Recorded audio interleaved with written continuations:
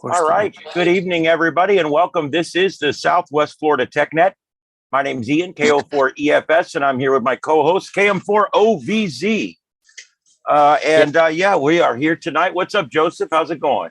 Not great because they knocked out our internet on accident this afternoon, and it's still not back yet. They're working on fixing it, but it's not back yet. So I'm on cell data right now, so I can't hang around for long, but I'll try and get in later if it comes back online. Okay, well, that's cool. It's all good. We've got a bunch of different stuff to talk about tonight. So, but we'd love to have you for what you can stay in for, but don't use up all your data. All right. And there we got Rick and we got Chris. What's up, guys? And Larry. It's light tonight, but I'm sure we'll get a lot more popping in here in just a few minutes. Lightning. Yeah, there's a lot of lightning. And I'll tell you what, we're flooded over here in North Fort Myers. My neighbor's yard, I've never seen it do this. And I was here through Irma. I've been here for 10 years living here on this property.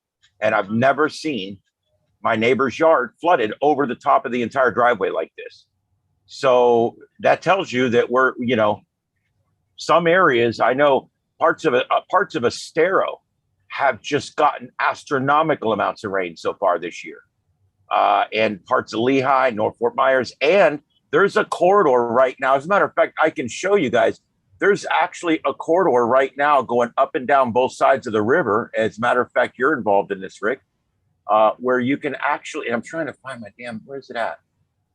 There it is, where you can actually see there's a corridor where all the rain has been falling. And it happens to be along the river on both sides of the river, which includes you. Let's see here if I can find this. There we go. All right, rainfall totals for the last 24 hours. Actually, this is the last 3 days. Yeah, look at this. So, well, just to give you an example, Rick's house got 4.44 inches. Now, this is a 3-day total. I was going to say, I didn't. Yeah, that's a 3-day total, Rick. That's 3 days compared. But up here in my neck of the woods, we're 332, so almost as much as you. And all of Fort Myers proper, just about all of it, with the exception of the Forum out here, has gotten over 3 inches of rain. And the whole east side of Cape, the southeast Cape, has gotten at least 3 inches of rain, 4 inches of rain. So it's a wet time. There's some areas down here in South Cape that are 5.5 inches right there on, that's on, what is that, Country Club, and then 5.51. That's all south of Del Prado down there. So you can see that lots of areas got the rain, but some didn't get that much. It's kind of surprising. I mean, if you live over here in Northwest Cape, you would have only gotten 0.38 inches during that same period of time. Is that crazy or what? We had a big bolt of lightning come down, and after it was this huge voice that says, I don't want to hear any more complaining about drought. Yeah, there you go. Exactly. And I got to tell you guys, besides I've lost my controls, there they are. Let me move them back where they belong. You would think Zoom would be intuitive enough to remember my screens, but its memory is just as piss poor as mine. All right. Anyway, let's see here. We took a power hit at the station today, and it knocked off all of our receivers. Now, I know that's kind of crazy. The station stayed on the air. The line from the computer to the site transfer link down to the satellite, down to the antenna, I mean, that's all very important stuff. A secondary system we have is called our monitors. And what it basically is it's a rack that has radios in it. And they're just professional quality FM radios. They're hooked to an antenna up on our antenna that's only up at about 60 feet. And it picks up all the radio stations. And we have this really cool thing hooked to it called a dead air alarm. And what happens is when that receiver receives 7 continuous seconds of no modulation, then it sets off a strobe light and sets off pagers and email alerts. Oh yeah, you can imagine, Rick. We'll be sitting there sometimes, and that station will go off, and 4 people will be sitting there going beep beep beep beep beep beep, and I'm like, this reminds me of the fire department 30 years ago. But today the alarms were all going off. We're all hitting monitor on the board, and it's dead air. And we're calling engineering, and engineering sends back a message. You're on the air. And I'm like, no, we're not. Yes, you are. So I went out to my van in the pouring rain and turned my van on and went to 92.5, which Jack was already set on. And sure enough, we're on the air, Sean Hannity. I'm like, well, hell, what the hell?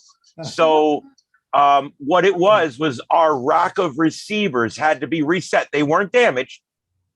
They just had to be reset so that they would start all picking up their radio stations again. As soon as they did that, we had our monitor back. The light quit blinking, which was getting annoying. Big white strobe light. Blink, blink, blink, blink, blink, blink, blink, blink, blink. We're losing money. Danger, What- Will Robinson. What it's Danger. yeah, what it's really saying is we're losing money. We're losing money. We're losing money. Anyway, And somebody gets on the air and says, "Oh shit." yeah, tell me about it. My host has come close. I never dumped a host before. I've dumped my host 3 times in the last 6 months. He's getting a little crazy on there. He's getting a little, when I have to start dumping my host because, I said shit on the air one time. I had to dump myself. That's a new record. The producer had to dump himself. But anyway, part of the fun of that job is catching the cuss words, man. It's literally like a sport. Yeah. If an F gets on, you lose 3 points. If an S gets on, you lose 2 points. You know what the good news is? Remember, it used to be Carlin's 7 dirty words. We're down to about 4. Oh well, and decreasing. F, S, and the C word, of course, all really bad. But it's funny because I can call you a dick and I can call you a head, but I can't call you a dickhead. Isn't that bizarre? I mean, some of the rules are just crazy and strange. Anyway, there, I just said dickhead on YouTube. Oh, I did it again. And the S word will be the next one to be deleted from the list. I have a funny feeling that there will be additional deregulation. Here's the thing. There's no law that says you can't say the F word. Yeah. It's a decency law. And the way it's written is if your station gets complaints for decency, they will investigate you. And if they find that you're being indecent on the air, i.e. saying the F word and stuff like that, they'll take us off. We say a lot of stuff now that when I started there, we weren't allowed to say pissed off, have the balls to. There's a lot of statements that we say now that are, I made the statement today, well, they pissed all over the Constitution on that one. That would have been verboten just 10 years ago to say you pissed on something.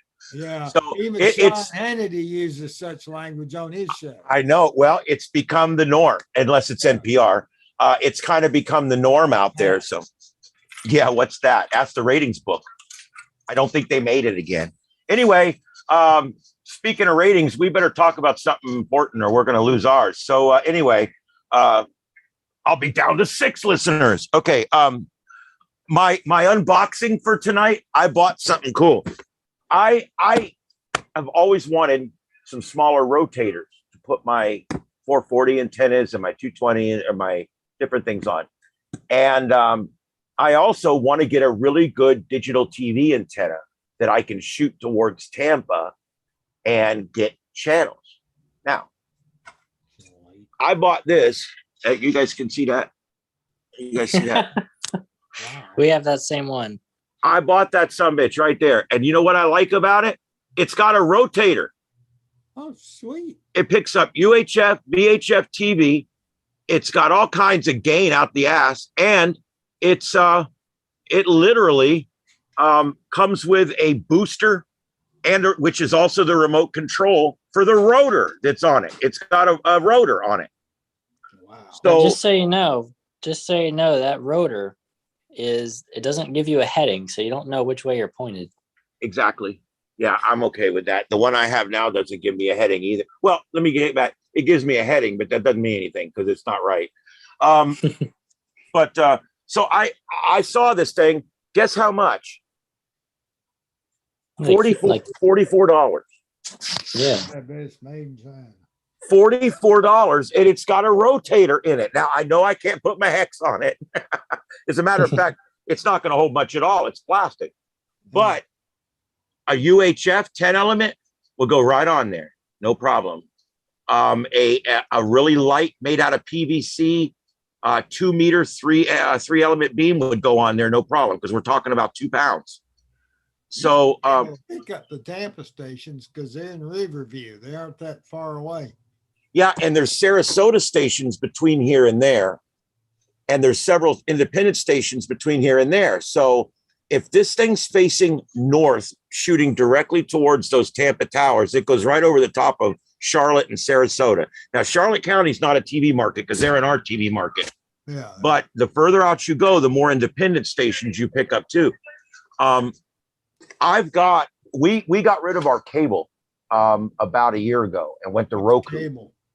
And let me tell you something. I love it. I love it because I watch what I want when I want, but I still need to have local stations, and I want to get Tampa stations too. I want to get a big market station. So I bought this. Now, what I'm going to do, my plan is to put the antenna on a pole and shoot it towards Tampa and use the rotator for something else. There you go. Well, So I'm going to end up with a TV antenna and a rotor for my UHF antenna for $44. hey, such a deal. Such a deal. And I won't go out in the rain to turn it. You could always go buy another one and aim it toward Miami or West Palm Beach if you want to. It's Yeah, not and you far. might even be able to duplex them. I don't know how that works or a switcher or something, but it says it works at 150 miles. So Well, now we all know how that is. Remember those walkie-talkies when we were a kid that were good up to 5 miles, but really they meant good up to 5 yards. yeah, 0.5 miles. if Remember you- those? Yeah. And Joseph, poor Joseph, will never know the days of old crappy Radio Shack portable radios that had literally the range between here and your mama's bedroom. Oh, yeah. I'm talking terrible crap. Oh, and you know what? They were good at something. They were good at running batteries dead. Wow. Yeah. Radio Shack made a CB that I think you loaded like 36 AAAs or double A's or something up in I the have ass one of of that thing. those. It takes 12. I think it takes 12. Oh my God. 9. Look, there's nobody worth talking to on CB that would cost that much money. That's ridiculous. Yeah, it's ridiculous. And with them being alkyl leaks, they'll leak before you get to use the radio that much anyway. Yeah. Yep. It's funny that the MFJ tuner, every time I tell somebody, yeah, I got an MFJ tuner, anybody want to guess what the first thing they tell me is? Don't put batteries in that thing. That's what I did. Plug it into power, use an external. Do not ruin your tuner with batteries. Don't put any batteries inside that box. And I have heeded that warning. I've never even opened it up. It's good inside. Mama said, quit taking the VCR apart. It's not broke. So I did. I just left it alone for once. So anyway, I'm going to try this. And there's the back side. I'm going to try this and see how it goes. And I may also hook it up to an STR Sharp and see what else it helps me pick up. Why not? It's a good idea. It's broadband as hell.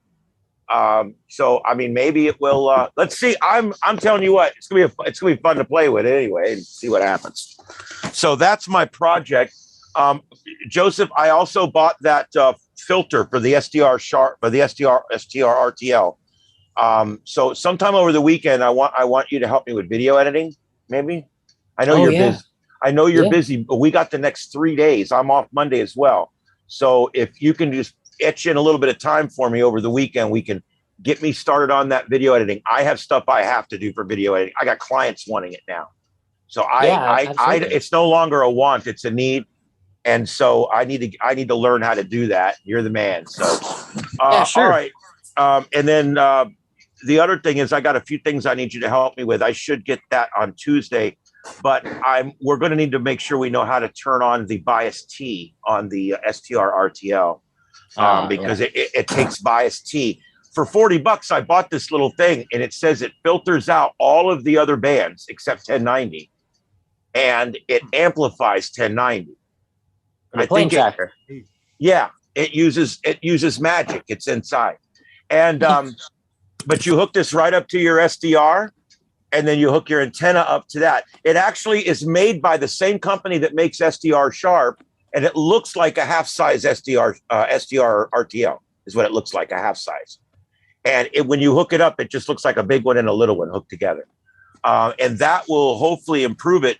But I got to tell you guys, I have been absolutely amazed at the performance. This new antenna is giving me some amazing performance. And I'm going to pull it up real quick here. I sometimes when the atmosphere is right, I'm getting things so far out that I'm having a hard time believing it sometimes. Let me get that. I was doing my study, you know how it puts the shading out, and then I had to reset the computer and I got to turn it back on. I haven't done it yet. It's one of those things. But anyway, let me get over here and set this up so you guys can see it. All right, let's see here. Screen capture. There we go. All right, this is my other computer, but obviously we only need to see one of the screens. So let's just go to the one screen we need, which is going to be, I think, this one. No, it's never the one I choose. There we go. There it is. Look at that. Whoa. Wow. Good airplane. Whoa. Yeah, whoa is right. And I don't know how you get 12 dB of gain out of a vertical. Again, I think there's magic involved, but it's working. I've been the other day I had planes out over Freeport, out over the Bahamas, and I get really good propagation up the western seaboard of Florida, because if you notice these up here, that's at about 180 miles right there where it starts picking these flights up. And if I get one of those private Lears, you know how they got the private Lears that are up at like 42,000 and stuff like that, I can get those out past the 200-mile range. So that's crazy. And I haven't added the filter amplifier yet. So next week when we look at this, I'm hoping there's even more planes on there. Yeah, but you will. Maybe it will pick up Atlanta. You never know. Well, and my cabin's 2 hours south of Atlanta, so I'm really hoping to get more of Atlanta next time I go up there. I'm taking this antenna with me, because we just, you can see them all coming around Tampa now. Before, I didn't get any lines in Tampa that weren't pink or red because Tampa's so far away. Now I've got blue lines. These planes are only at 18,000 feet, 14,000, 21,000, and I'm picking them up steady as rain, 100 plus miles away, or almost 82 miles away, 87, 89. So that's not bad. I mean, that I've almost doubled my range by putting up this antenna. Now, I have 8 more feet of line, and I'm going to buy another piece of PVC pipe, and it's going up 8 more feet. So I'm going to add 8 feet to the height, and I'm going to add the filter amplifier. Yeah. I think the FAA might need me. I'm not sure. So anyway, but I've been working on that, and I want to ask you guys a question for the general out there and see if anybody knows. For anybody out there, I was going to say general audience, but I didn't say audience, which makes it I mean like general licensees. But anyway, anybody out there know why I suddenly don't get 20 worth of crap and 17's wonderful? For 3 days now, 20's crap and 17's wonderful. And I don't understand why that is. Weird. It is weird. I mean, I've never heard of, I don't know. And I would have thought maybe I was transmitting nearby with something else on 20 meters and I desensed it or I screwed up the receiver. It's not the case. I haven't done anything like that. So I have not used dual HF radios in months. So I know it isn't anything like that. So I don't know what it could be. That's just like I'm trying to figure out something here. I was receiving S9 noise at the top end of 75 meters and have gotten it for months, so much so that I've been using web SDR receivers to talk to friends up in Atlanta on our Thursday night net, which comes right after the 775 net. Right. Didn't need it last night. It was clear as a bell. I was able to hear them all using my own receiver. The noise disappeared. Don't know what it was. or why it was there for so long. So, I just don't understand for the life of me Bermuda what caused that. Triangle stuff, weird. I know. Well, and I'm going to show you guys here. I got it pulled up. I got to go back to it. It's difficult with so many mouses. Okay. This is it right here. Notice I'm on 17 and it looks pretty good. Now I'm already tuned on 20. So I'm going to go here, switch my tuner to 20. So it's on that now. And look what I get. 20 normally is busy all the time. 24 hours a day, you can see people on there. What's wrong with my radio? Do you think maybe my 20 wire has lost contact? It still would pick up a lot more than this. Maybe your radio has actually died. I mean, mine won't transmit on 20. Maybe it's something actually happened. I mean, receive is usually works better than transmit, but maybe your 20 meter relay is out or something. Yeah, I don't know. Has anybody ever seen anything like that? I mean, why would my 20 normally has more people on it than 17 at this time of the night? Right. You have a frequency counter? No. And I mean, you could see where if it was actually transmitting and showing that it wasn't transmitting.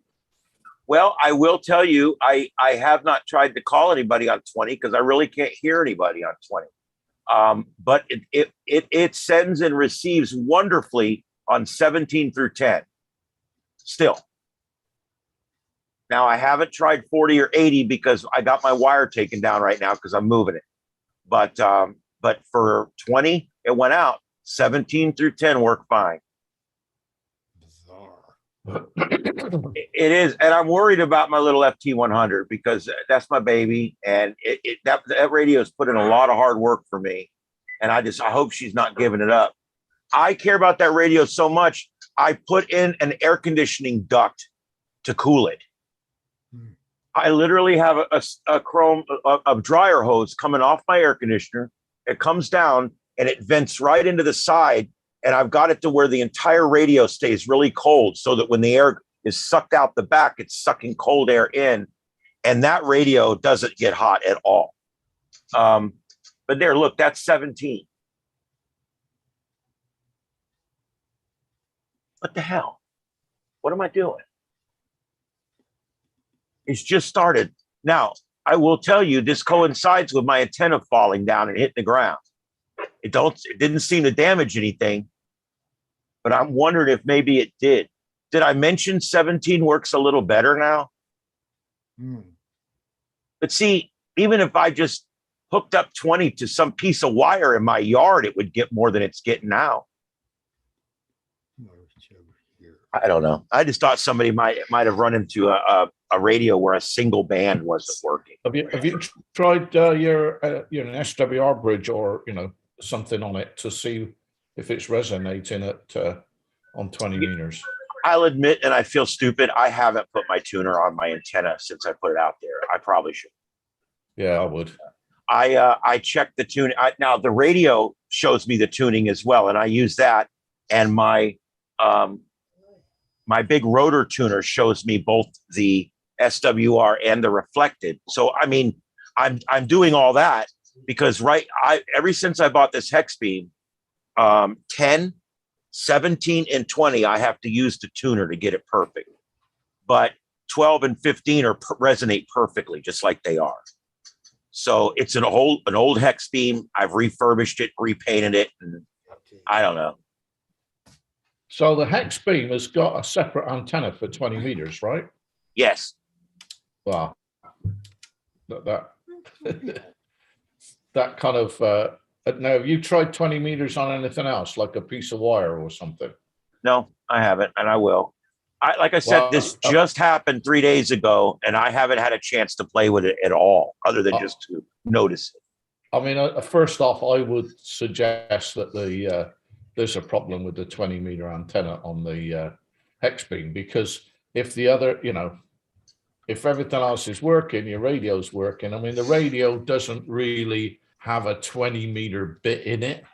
I mean, it has bandpass filters and stuff like that, but basically it's a receiver, DC to light, and then you filter it out. So I wouldn't think it's the radio. I would put, put your little SWR meter or whatever it is, your antenna analyzer on it, and I bet you'll find one of the nuts is corroded or something or other.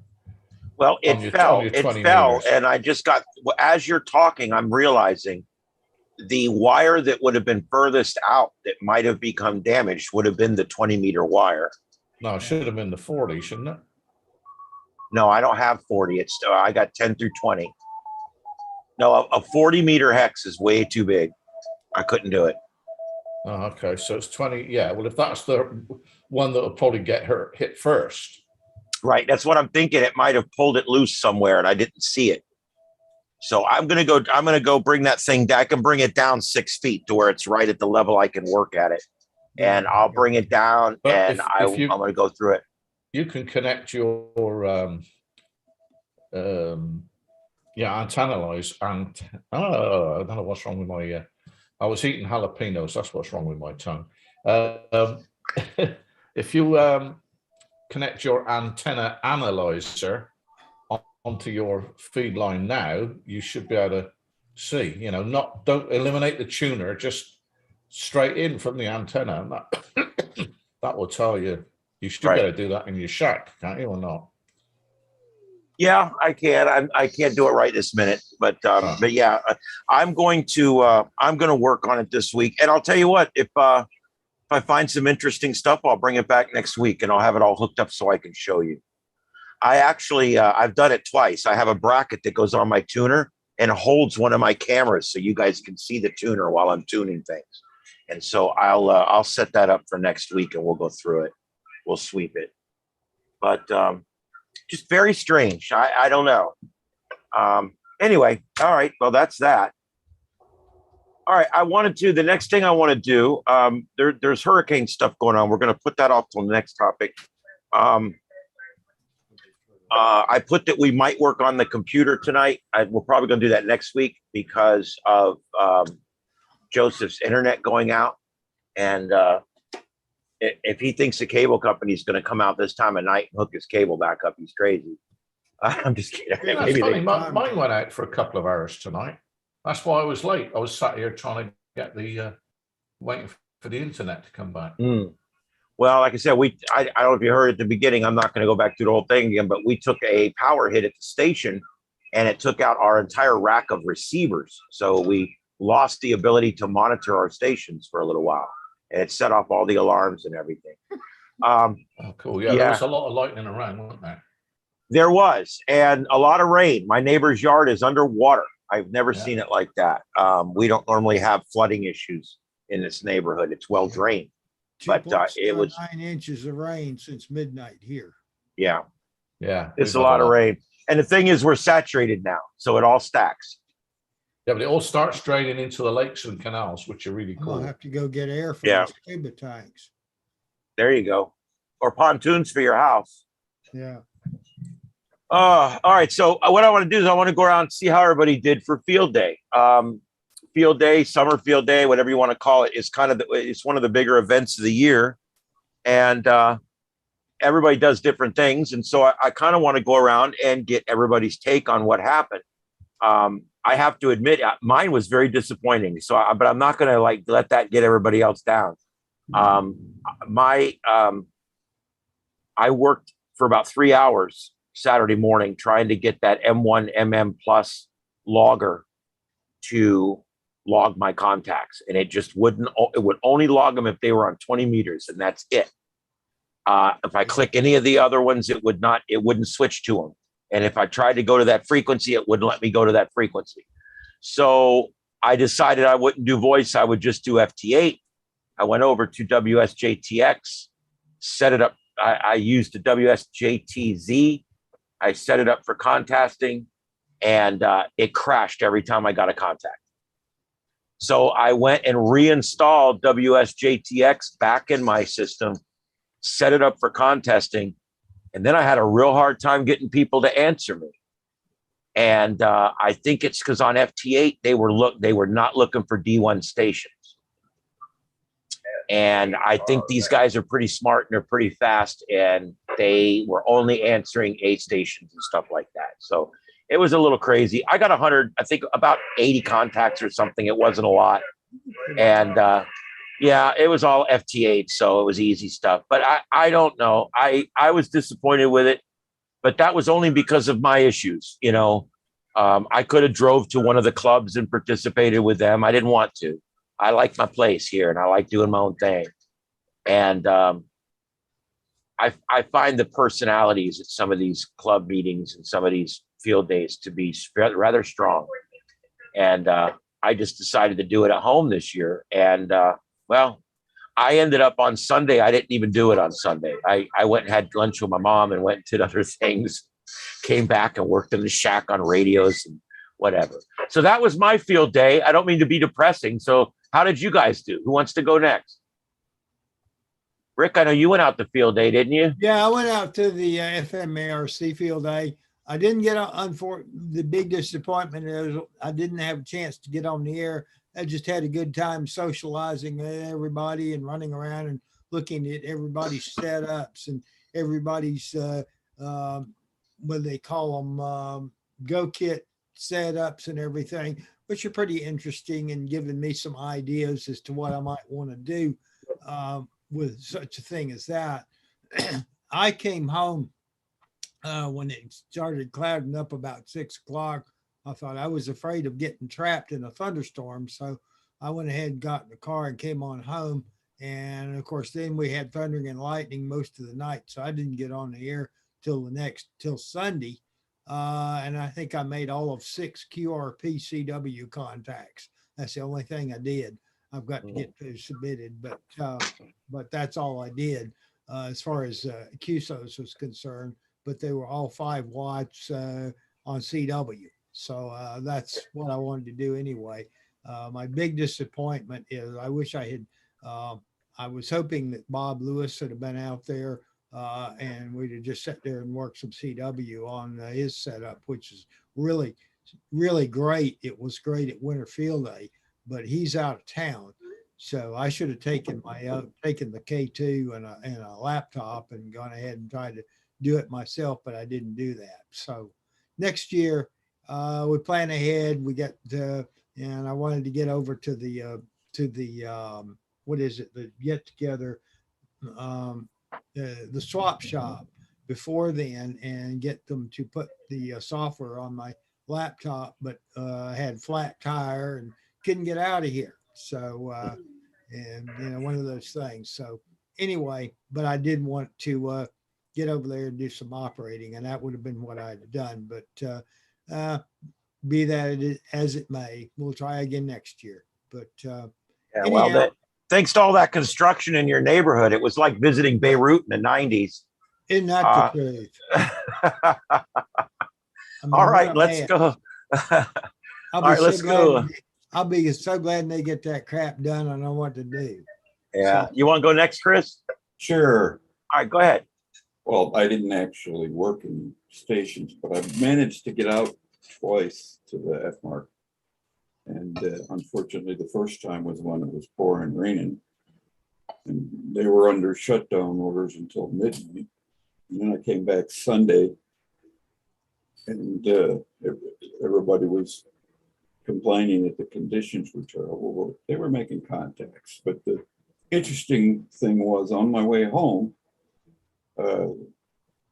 somebody came on the SARNet repeater and said that there was an aeronautical mobile trying to make simplex contacts in Lee County.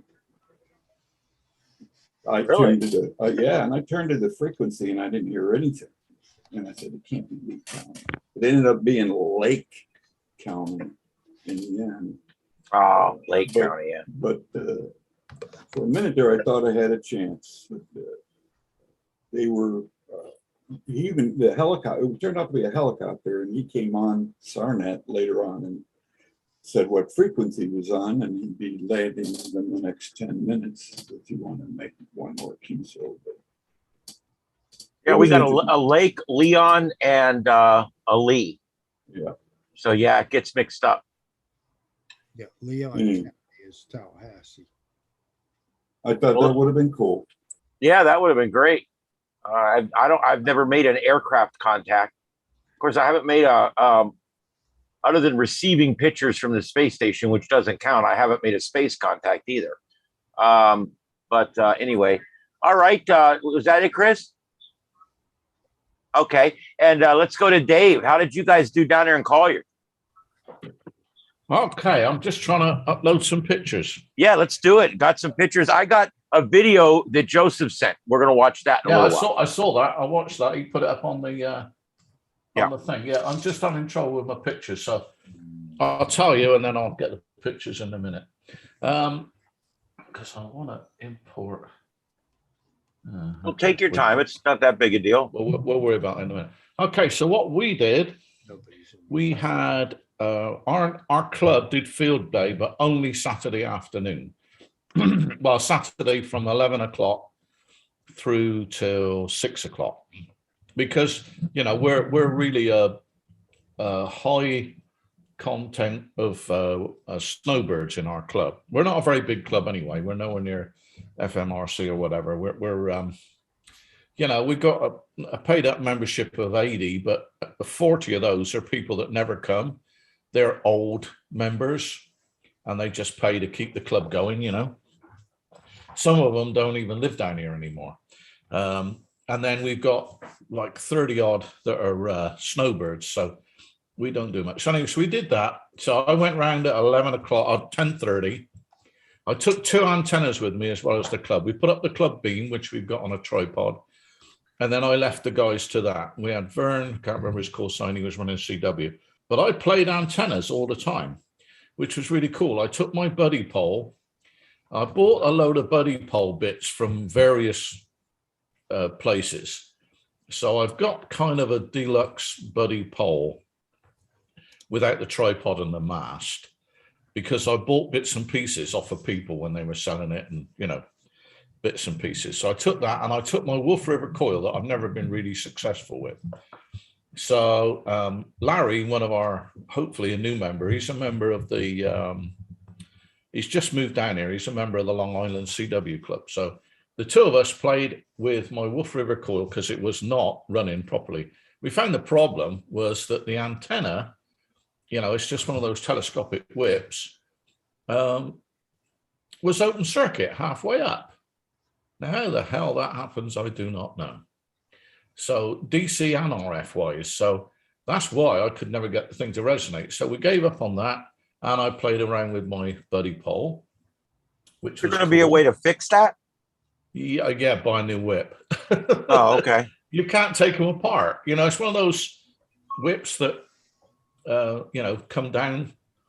I think it says 8 or 9 feet, and it comes down to about 18 inches. Yeah. So that's not well, how does metal on metal lose connection like that? I don't understand. Well, it's not. It's what it is there's 2 brass plates that fit either side of the bottom of the pieces that slide in and out. Right. The piece slides in and out, and there's 2 brass pieces. But remember, a strong mechanical joint is not a strong electrical joint. Okay. Now that's something, I was an engineer, I worked in the printing industry, and that was something we had problems with all of the time. You measure it DC wise, you've got to move it and everything else, and it'd be a really good solid mechanical joint, but it would be open circuit.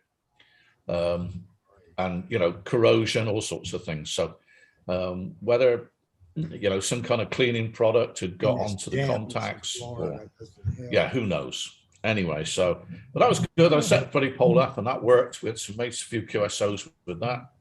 Played around. I tried changing frequencies, figured out a few things. So that was that. Sunday, we decided we were going to do field day, just myself and Craig, another guy who lives in this development. At the south end of our development, which is, like a large lawn, it's about a mile long, and it varies between 50 yards and 20 yards wide. But the only trouble is, all the rain we've had in that place was like a quagmire. So we did it at the side of my house, which drains well. So we did everything outside. And I got some great pictures. Well, Kathleen took the pictures. I can't upload them at the moment. So what I did with that is Craig, and this is, if you can find these are brilliant. you know the road signs that they put up on a kind of a U section of the road sign? You know, the ones that say, not the bollards, not the cones, but the one that says something.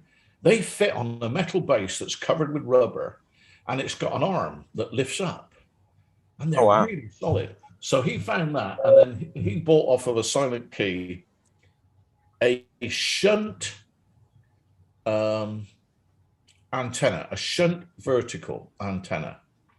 Now, I don't know if anyone you are familiar with that, but basically it's a coil at the bottom of a whip. The whip's about 17 foot long, probably might even be a bit more. And then it's a coil at the bottom. If you read it DC wise, resistance wise, it reads 0, but it's some kind of matching impedance transformer, and you've got to put a slug on it. You've got to put a set length of, so it's like an inverted L, or it can be. It's something that the military use a lot. They use a lot. So he found one of those off a Silent Key, and he got this bracket. So we played around with that for ages. We could hear everything, but nothing could hear us. And then I played around with the buddy pole, put the buddy pole pack up on 20 meters this time. It was 40 meters before. And we made quite a few contacts. It was good fun. But we packed up just as it started to rain, about 1 o'clock on Sunday, and we started around 8. And I mean, I can show you a picture of the tent, but not all the gear, and I don't know why.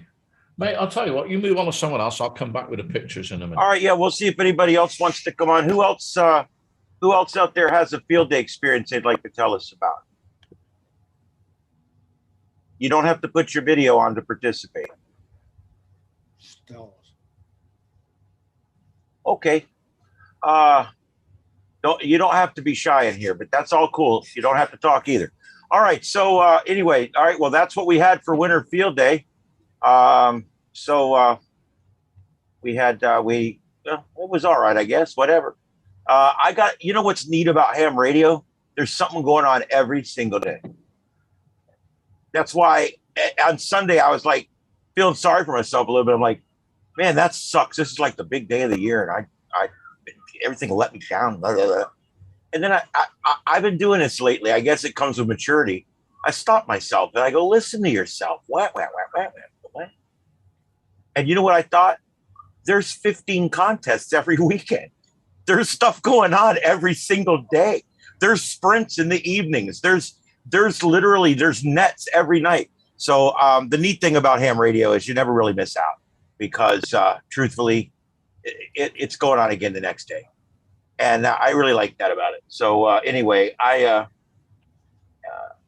radio is not perfect, but I sure enjoy it. And I sure like a lot of the people that are in it. So anyway, there you go. Anything else on field day before we move on? One thing I wanted to do was I want to skim through and play a little bit of the video that Joseph put up. Let me pull that up here real quick. We'll see how this goes. Yeah, hey, look, I'm live. Yay.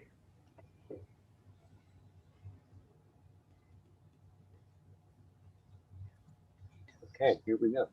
Yeah, Joseph, he's actually, as you guys heard earlier, if you were in, web design has changed. I used to be a video editor. I used to edit video, and I was quite good at it. I used a program called Sony Vegas Pro, and I became very good at editing. Then I ended the paranormal show after 206 episodes, and that sounds like a lot, but we've already done like 60 episodes of this show, so it goes pretty quick. But I kind of just let it go, and then I no longer had Sony Vegas anymore. It didn't work anymore, you know, and so I've never relearned how to do video editing. So this weekend, he's going to help me with that and help me get that going, because I need to get back into video editing, because I'm going to start making video shorts. This video has already gotten a bunch of views. He put up a video about that little internet radio, and it's gotten thousands of views. We're getting comments on it every day, and it's helping our algorithms more than just about anything else. So that was really cool. All right. I'll just let this play for a few minutes. And all right, here we are at Summer you guys Field hear Day him? 2022 in Huntsville, Alabama. These guys do it really seriously. Here is our tower. Can't see anything though. There is tower number 2. Do what? Can't see anything. Oh, you want to see it too? God, you guys are demanding. Oh, I know, we're a tough crowd. That's Jeez. better. I want to see it. I want to hear it too. All right, here we are at Summer Field Day 2022. It's going to be a little yippee skippy. I can't do anything about that. Seriously, here is our Shoot the tower photographer. number 1. It's not that. There It's is no. tower number 2. It's my computer. It's processed out right now. And we even have. I'm fixing that in 2 weeks. You'll have a new computer. They got going. little plates that they ram into the ground to act as the base for these things. I wasn't here for the tower raising, but yeah, man. So let's see. We got 1, 2, 3, and then we have a 4th little small one right there. And there's the satellite station. These guys are pretty serious. Oh, and there's more. Not sure what that is, but we have a Yagi. It's probably for 2-meter calls. There is the KM4OVZ mobile station with the new big antennas. I had so many antennas on my van. They call it the Mohawk. Showing the install process of that. Porcupine. Yeah. Pretty cool. There's the satellite rig.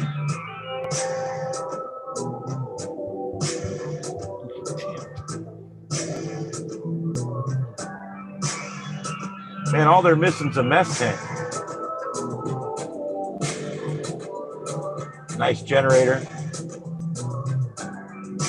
Of course, his dad's the generator guy. You know that.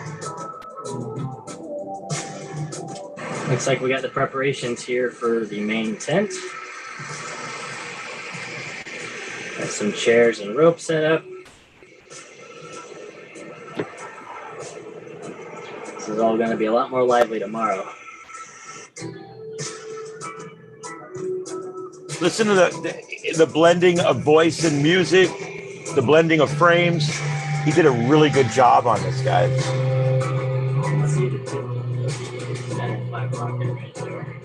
Now he needs a gimbal. Other than that, Looks like he's getting ready to launch a nuclear war. I know.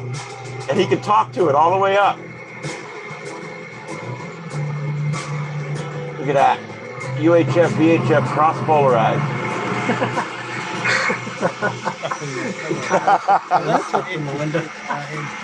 That's great. And I bet it works perfect.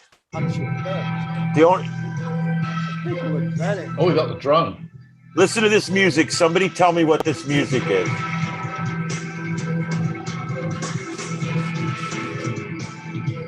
Come on, Rick. You know this music. This is the Weather Channel's war music. Oh, They switch their normal little dumb music they have. When they go to storm alert mode, this is what you hear. I guess it's non-copyright. I guess not. We didn't get dinged. I wouldn't care anyway. I'm non-monetized.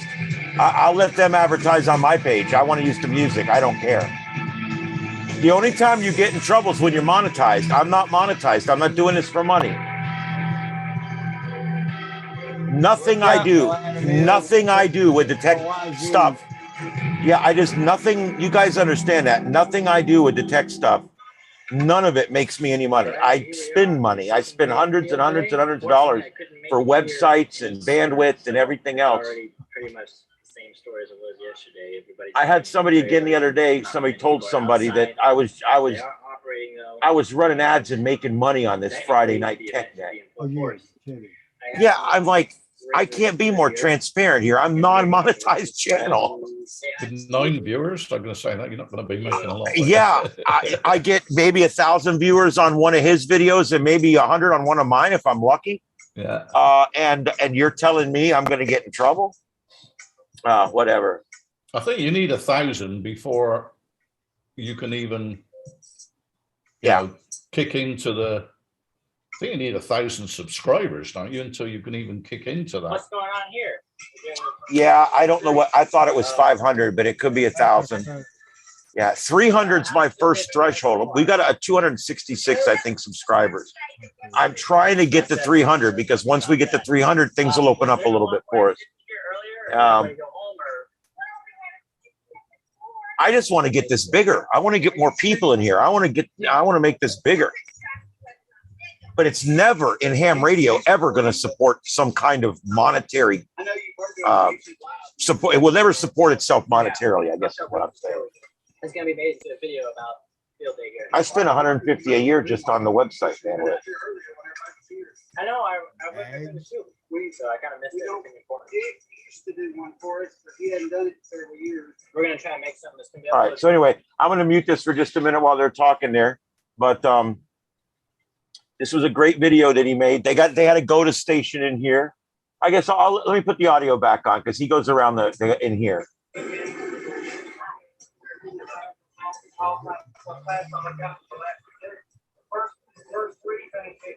That's the Rainbow Station. Yeah, I'll tell you, it's better if you watch it on YouTube. Yeah, I know, guys. It's choppy. This is the Get on the Air station.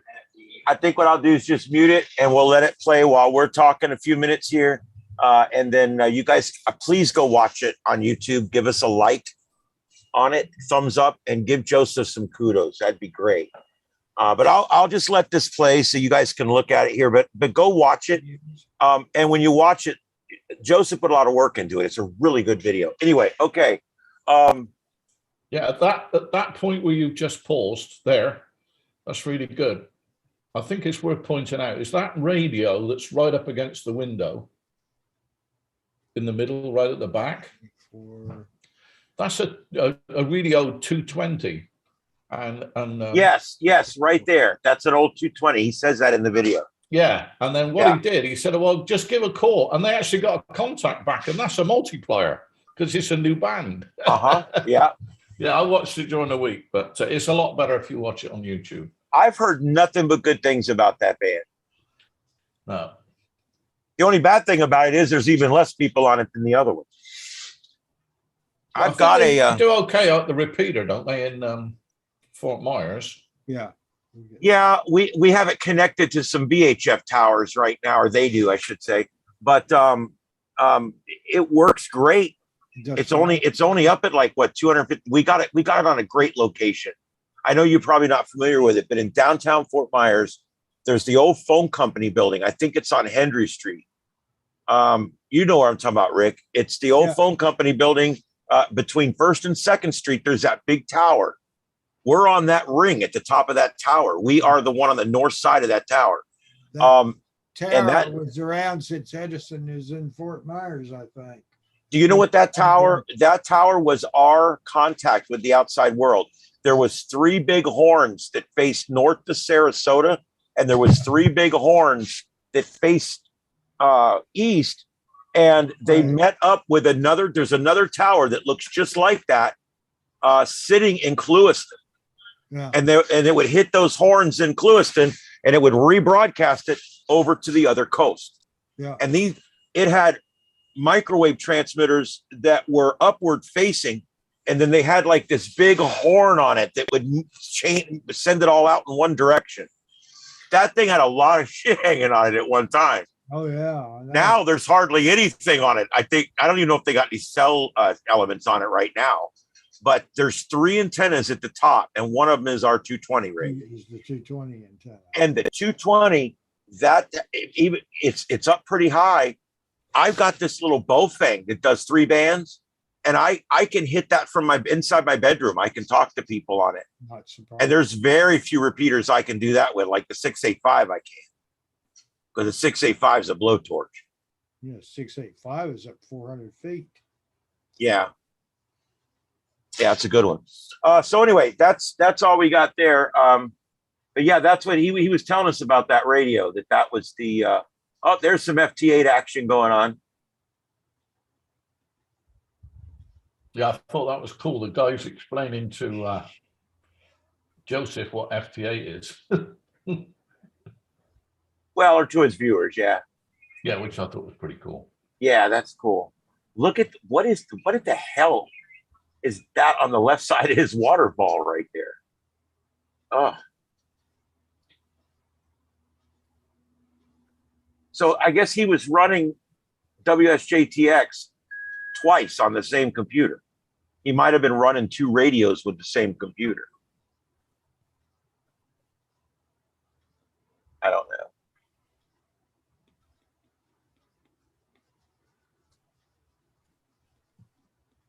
Yeah, those guys are doing all right up there.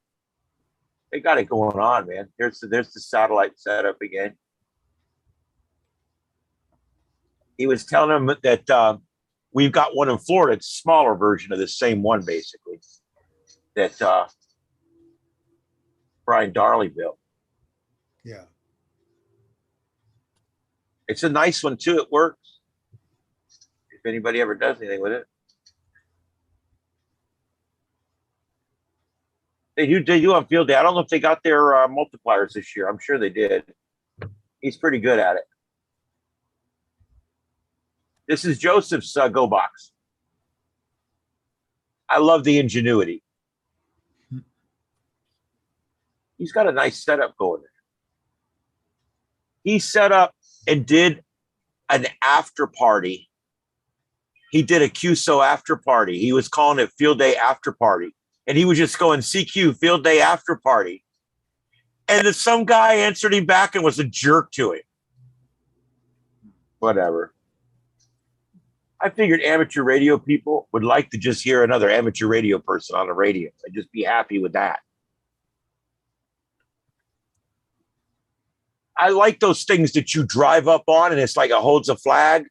Yeah. I like those. That's a really good idea. And on concrete, when you do it on pavement or concrete or asphalt, it provides you with an almost perfect base that's, you know, and then if you have like a rack on top, you can even, like he did, he puts a little rag on it so it doesn't mess his truck up.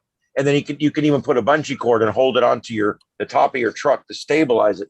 I'm telling you what, that's a neat little idea there. And then you get you a 32-foot push-up painter's pole, and you can throw up a multi-band and get on the air pretty far away.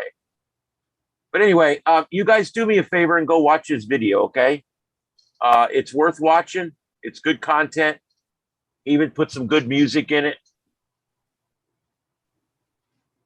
I called him up. I said, I like the Weather Channel war music. He goes, how the hell did you know that's what it was? I said, are you kidding me? That's the Weather Channel war music. Remember, the Weather Channel used to be so awesome. Are they still on the air? I've got my pictures before we leave field day if you want to see them. Yeah, let's do that. Go ahead and take the screen.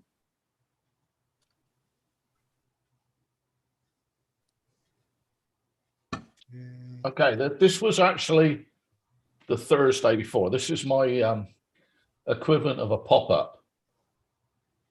So it gives you some idea. This is what we did anyway. So this was actually field day in Veterans Park. Yeah. This is Vern. Can't remember his call sign. He's got a 705. He's running CW. That's our tower and the trailer. This is Rob, our treasurer, and Kathleen cooked the food. Sloppy Joe's in there, and this is all the bits and pieces that go with it. Then on the Sunday, this is I'll bring all the golf stuff out of the garage with the golf cart and everything. This is Craig NC28. This is me, AC4AV, and this is my buddy Paul set up here. I'm changing this because I realized that's what I do. Is I stick it on top of a painter's pole. This is a painter's pole here, and it's a pain in the ass. So I've just ordered a push-up mast. Here we go again. Here's the buddy pole. This is a work in progress. That's that's exactly what I'm going to do. A U-box, just like that. Yeah, this is finished. The bottom. I've got this is the voltage stabilizer unit. Power supplies in front of that. Tuners there. This one's got wheels on, so that's quite cool. But the rig is just resting in there at the moment because I'm probably not going to use that rig because this is, I can't remember what it's called. It's a Yaesu. Everything I've got is Yaesu. What I do though is really good. Is I bring the speaker out So if there's two of you, you know, one's got headphones on or whatever, you can make it so as your speakers come out. It makes it a lot better than sticking, because you used to have the computer in front of me, so the speaker's right back here, so you're going to wind it up. Bring the speaker out. I'll listen to the River coil that I'm still not 100% happy with. There we go. That's me playing around. Oh, this is this, What do you call whatever antenna, I can't remember the name now, and I told you it just now. it? It's not a That we buddy ball, used is it. it? I didn't take a photograph of the base, but I should. Anyway, there we go. That's this is my side yard on the side of my house. So that's the fun and games we had there. So if I stop sharing, it's back to you. So we made All a few right. contacts. That's cool. Well, that's cool. I gotta tell you, it's I've had fun at field days. They're a great thing. All right. I want to do something real quick. Is Chris in? Chris, are you out there? KB2IDX. I'm here. Here he is. Oh, there you. Oh, that's right. That's you. Promising. All right. I'm sorry. I'm bad with names and faces. But anyway, we were going to work on something with you tonight, weren't we? Yes, we were. Yeah. You're next up. So let's see if we can get you going. Explain to us what's going on. Well, you were telling me that your 9800 that you just got. Yes. You can put UHF on one side and VHF on the other. Yeah. I've been unable to do that with mine. Huh. So if you're, because I've had a week to play with mine now. As a matter of fact, I've got it right. Look at that. Is that cool or what? Yeah. So on mine, all I had to do was let me turn this light off. All I had to do on mine was just dial the channels in. That right is the watch net, and that left is W4LCO, which is a VHF repeater. And I just dialed them in. Did you program it with Chirp? I did try it. Yeah.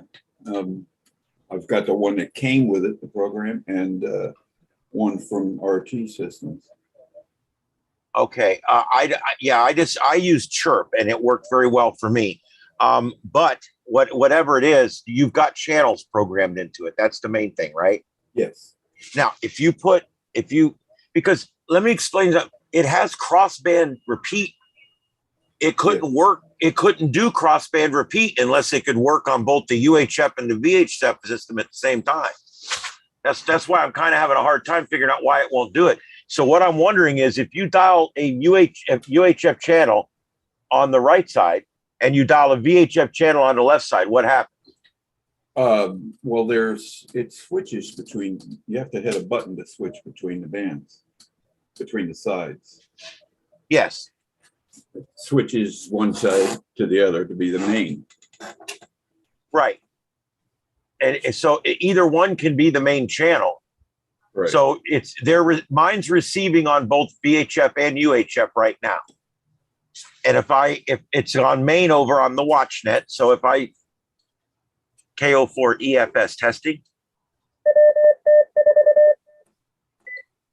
KO4 EFS clear.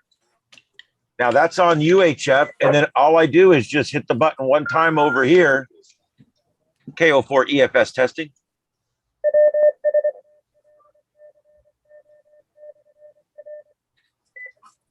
KO4 EFS clear. And so I didn't do I don't have to change anything. I've just got each the channels dialed in. If you dial a UHF channel on one side and a VHF channel on the other, what happens? Well, I could transmit on whichever side is the main side, but I can hear both. Right. Yeah.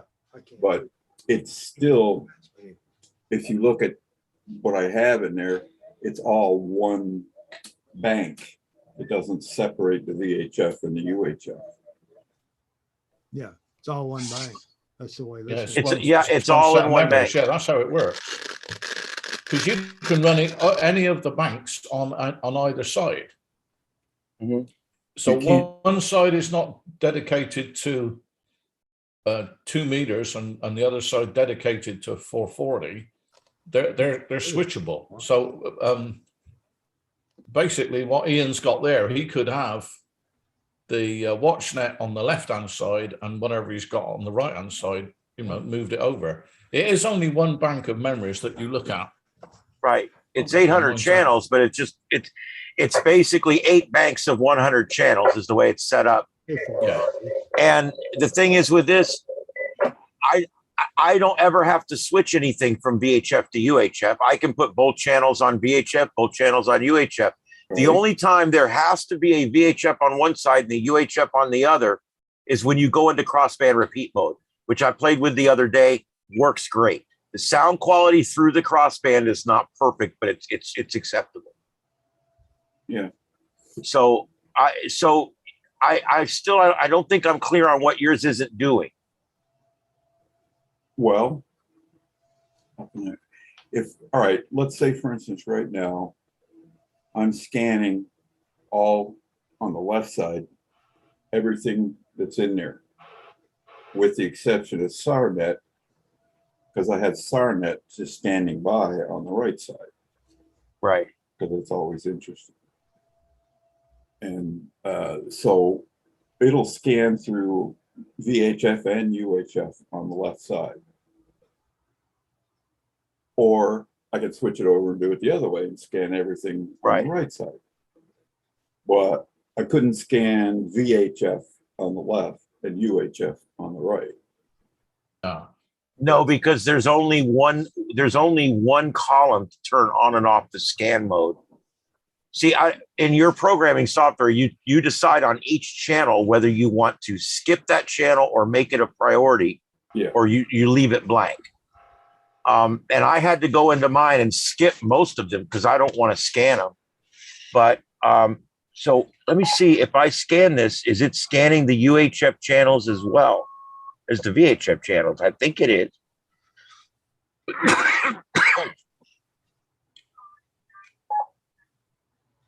It actually it shows that it's scanning on both sides, but it's scanning the same channels. Yeah, what you have to do is that you say program 0 to 100 on UHF and then 100 to 200 on VHF.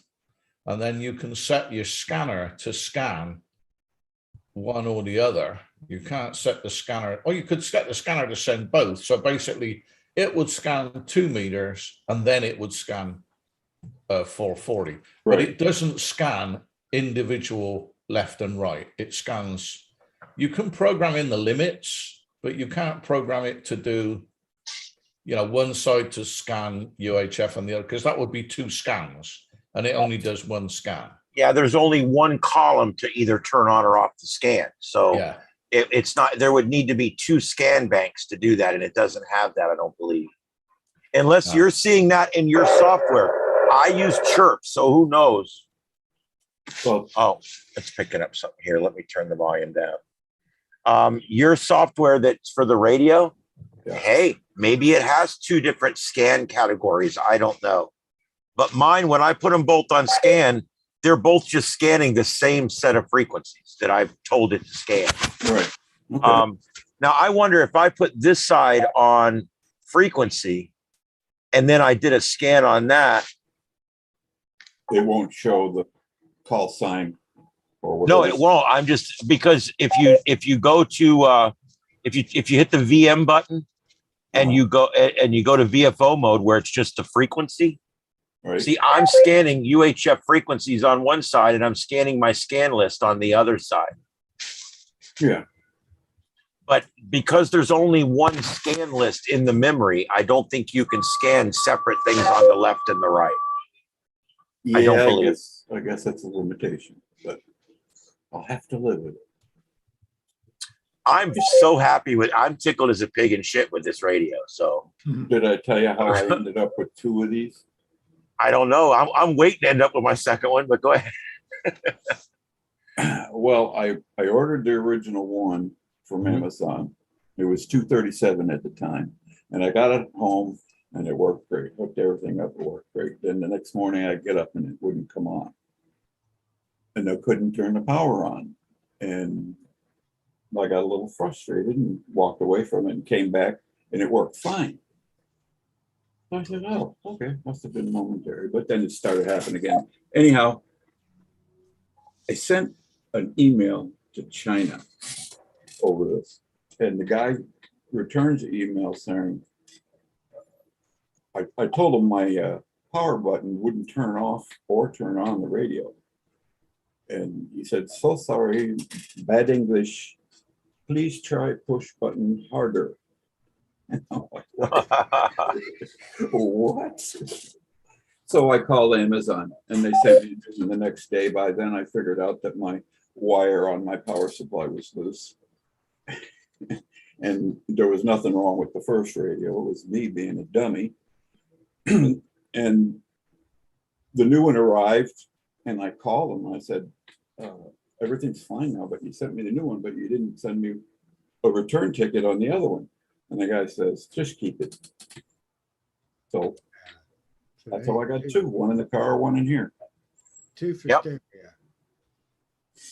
Well, that sounds pretty cool. What happened with me? I actually was not going to buy my two radios until I get the money from this last audiobook that I just did. And I went on the other day and it was $50 off. It was $179. And so I went ahead and bought one. I had to. It's But, already gone back up. Yeah, it was only down for like 3 days. And it was only one guy doing it. So you got to remember these things. They're punching these things out for about $40 over there. Then it goes through this guy and that guy and everything. You know how it is. It's just about everything electronic on Amazon is Chinese now. Yep. Which I've got to tell you something. It's a two-edged sword. I don't look at the Chinese thing as bad or good. I look at it as an option. I have a lot of Chinese radios and they've all been pretty good. I had two Chinese mobiles that I bought early on that both got magic smoke. And I was using it for net control one night and it smoked right in the middle of it. And I returned it and got another one and it smoked.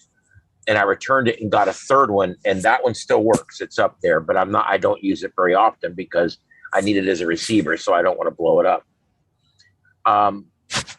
But other than that, every single one, I've got about 10 of these little portables, all different kinds. The UV82 is one of my favorites, although it's not my main radio. That I got my TYT, but you know what I love about this radio? If you guys buy the UV5Rs all the time, buy the UV82.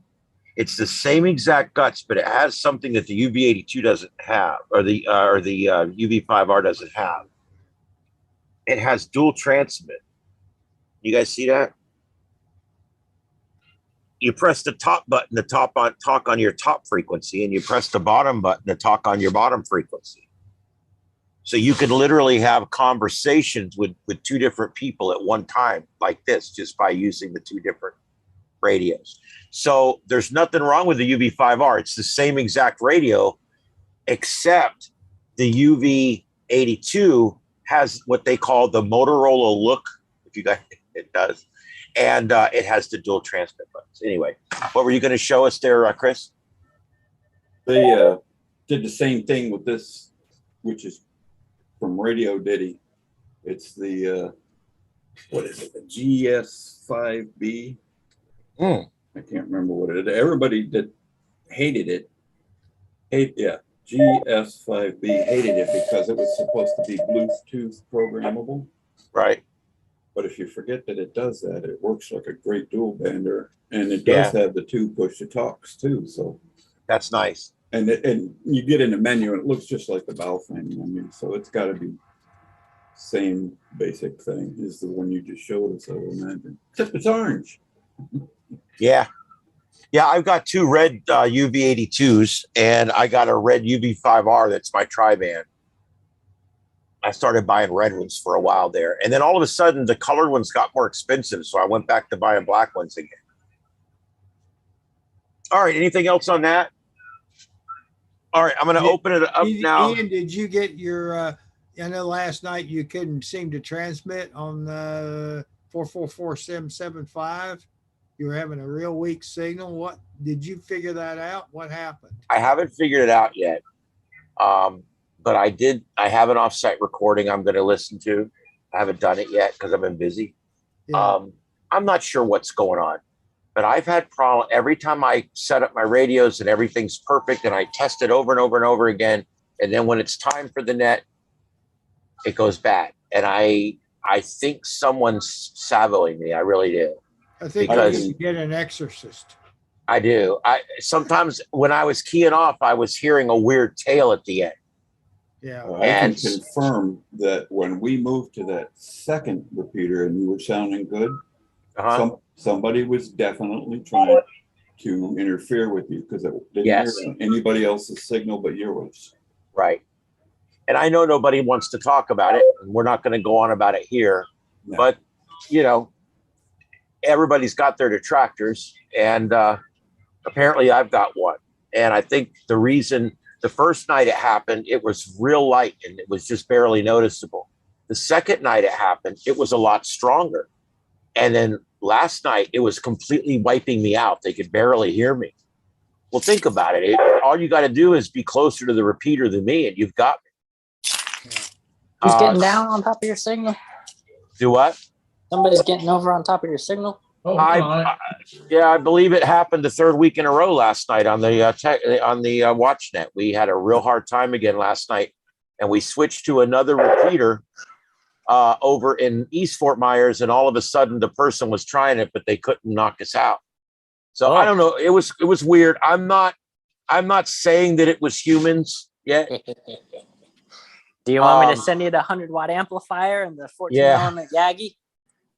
I don't want to burn the top end out of my front end out of my radio over there at the co-op.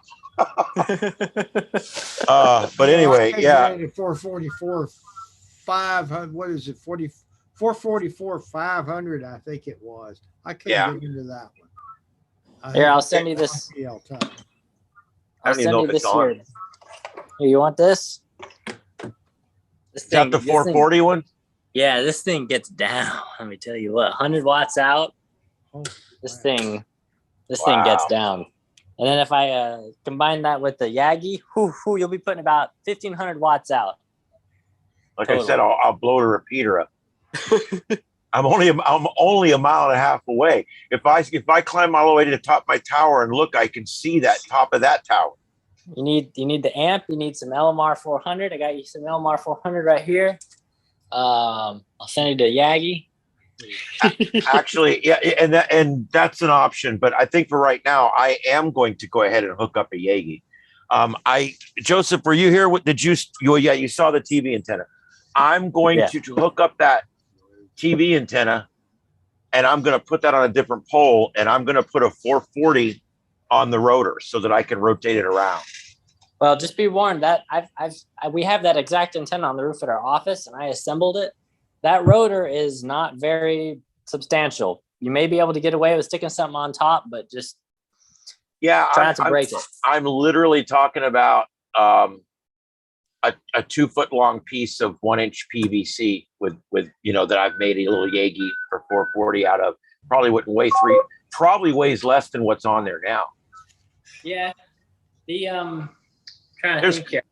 Chris put a picture up of his car. Oh, he did? Yeah. Yeah, that was a divorce. Oh, that's that project car. That looks worse than Sweat Mountain in Atlanta. Oh, wait. Y'all got to see. Hold on. Look at this. I never got to show this. I didn't get to show this yet. Can people see me, or is it still showing? I'm seeing a brick wall. Sidewalk and bricks. Okay, look at this. So this is my car here.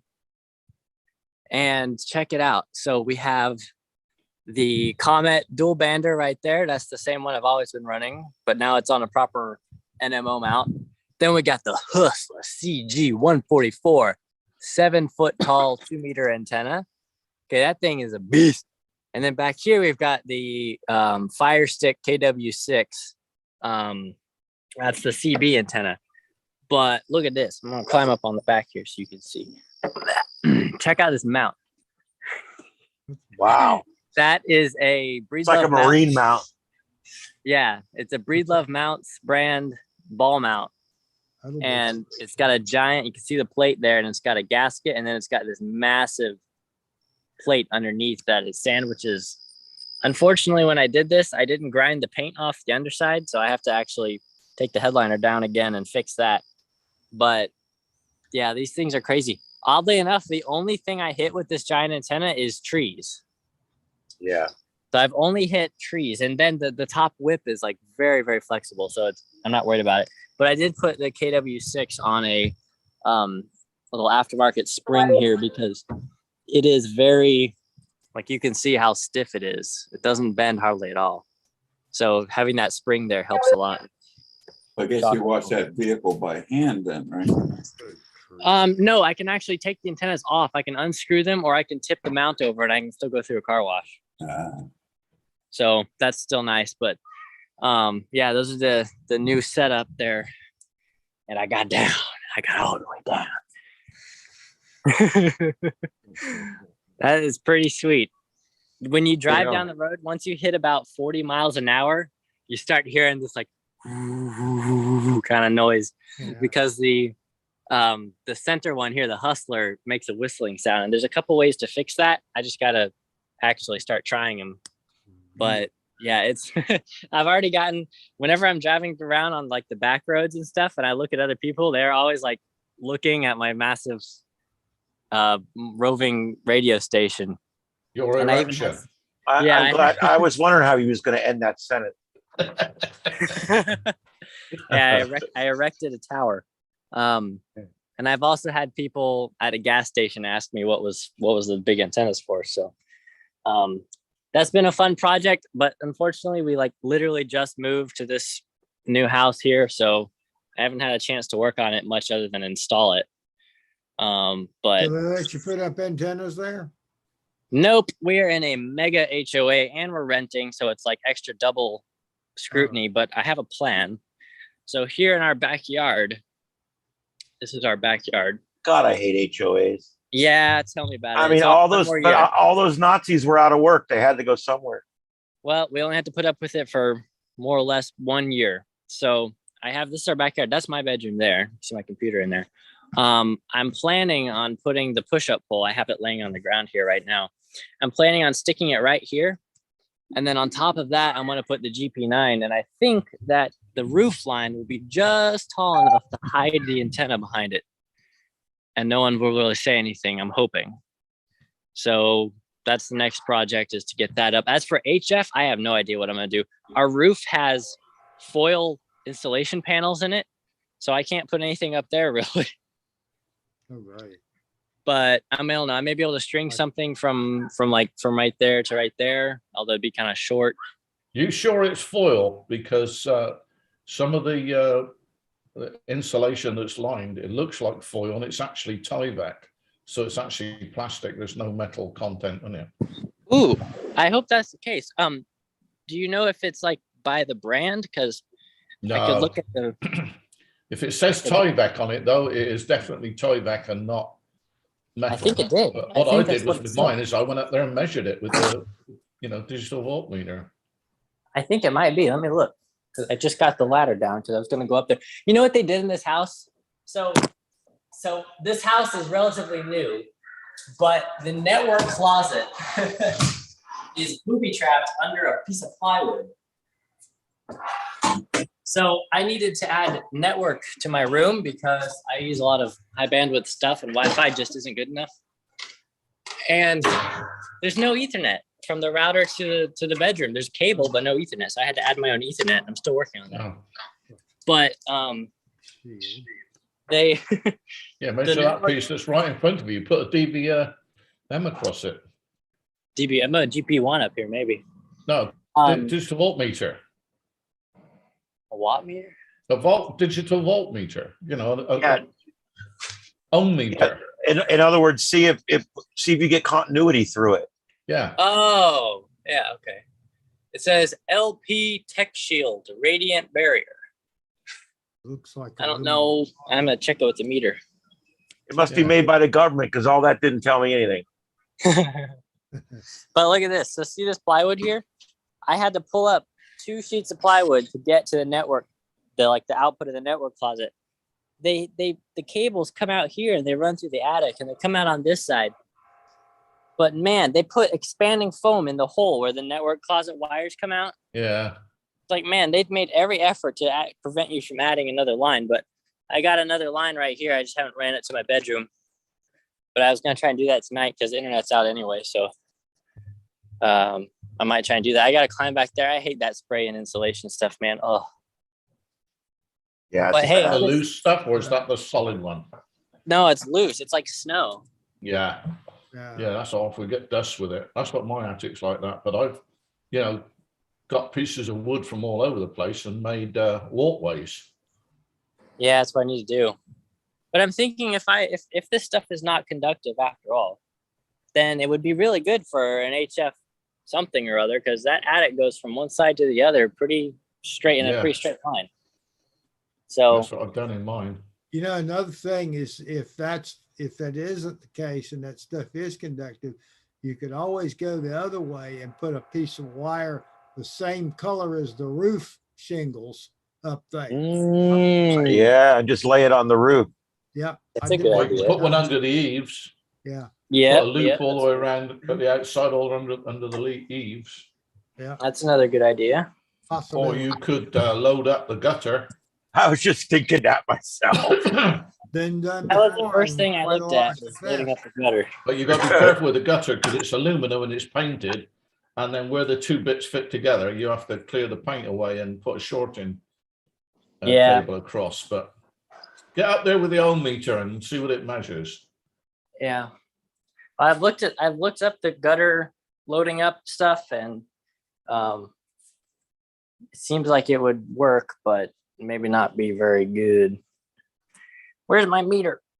I don't know where my meter is. It's in the box. It's in a box in the garage. We can see it from here. Yes, I need it though. I don't know where it is. I have a lot of feedback. LMR one. It's probably in here somewhere. I don't know. Like me moving. Well, did y'all see my my field day video? Yes, we did. We watched a lot of it. It was real yippee skippy though. So I made them all promise me with their hand up that they would go watch it later. All right. Well, yeah. I already watched it. Guess what? Earlier. So after uploading that video, I have already received an email telling me to take it down. And that was only like 3 hours after I uploaded it. And I was like, wow, that didn't last long. They want me to take it down. They say that I violated the Navy base or the Arsenal airspace, which I did not. What, Micah? Go away. Hold on.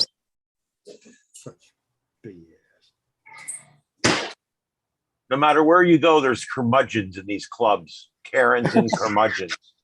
So they say I violated the airspace, which I did not. The drone won't even take off if you're in restricted airspace. And I checked the maps. I did not fly. They also don't like that I showed their antennas. Now, their antennas apparently are their like secret formula to being so good at field day. But the thing is, I looked at their antennas and they look just like a bunch of inverted V's. So I don't know. Maybe they have some secret. Well, that goes against what field day is all about. Field day is about sharing and community and club and hobby. Exactly. Not secrets and competition and screwing people over. I mean, I don't get that. Exactly. I mean, what are they going to do with their winnings? Bloody open source. Yeah. What are they going to do with all that gold? With all the winnings, Yeah, they want them the prize. No, they were like last year, another team came very close to us because they found out our antenna formula. And I'm like, I don't think their antennas matter at all. I mean, you can have any kind of antenna. And at the end of the day, what's really going to make the difference is how much you operate and the band conditions. Right. Like, I don't think there's any antenna in the world aside from those giant antenna farms that is going to significantly boost your field day abilities. Yeah, maybe because I'm finding the antenna is important, but the atmosphere is a lot more important. You need to look at the Russian woodpecker antennas. There you go. 40 meter in time. I think we should build our own woodpecker. Yeah, we really need it. We really need that.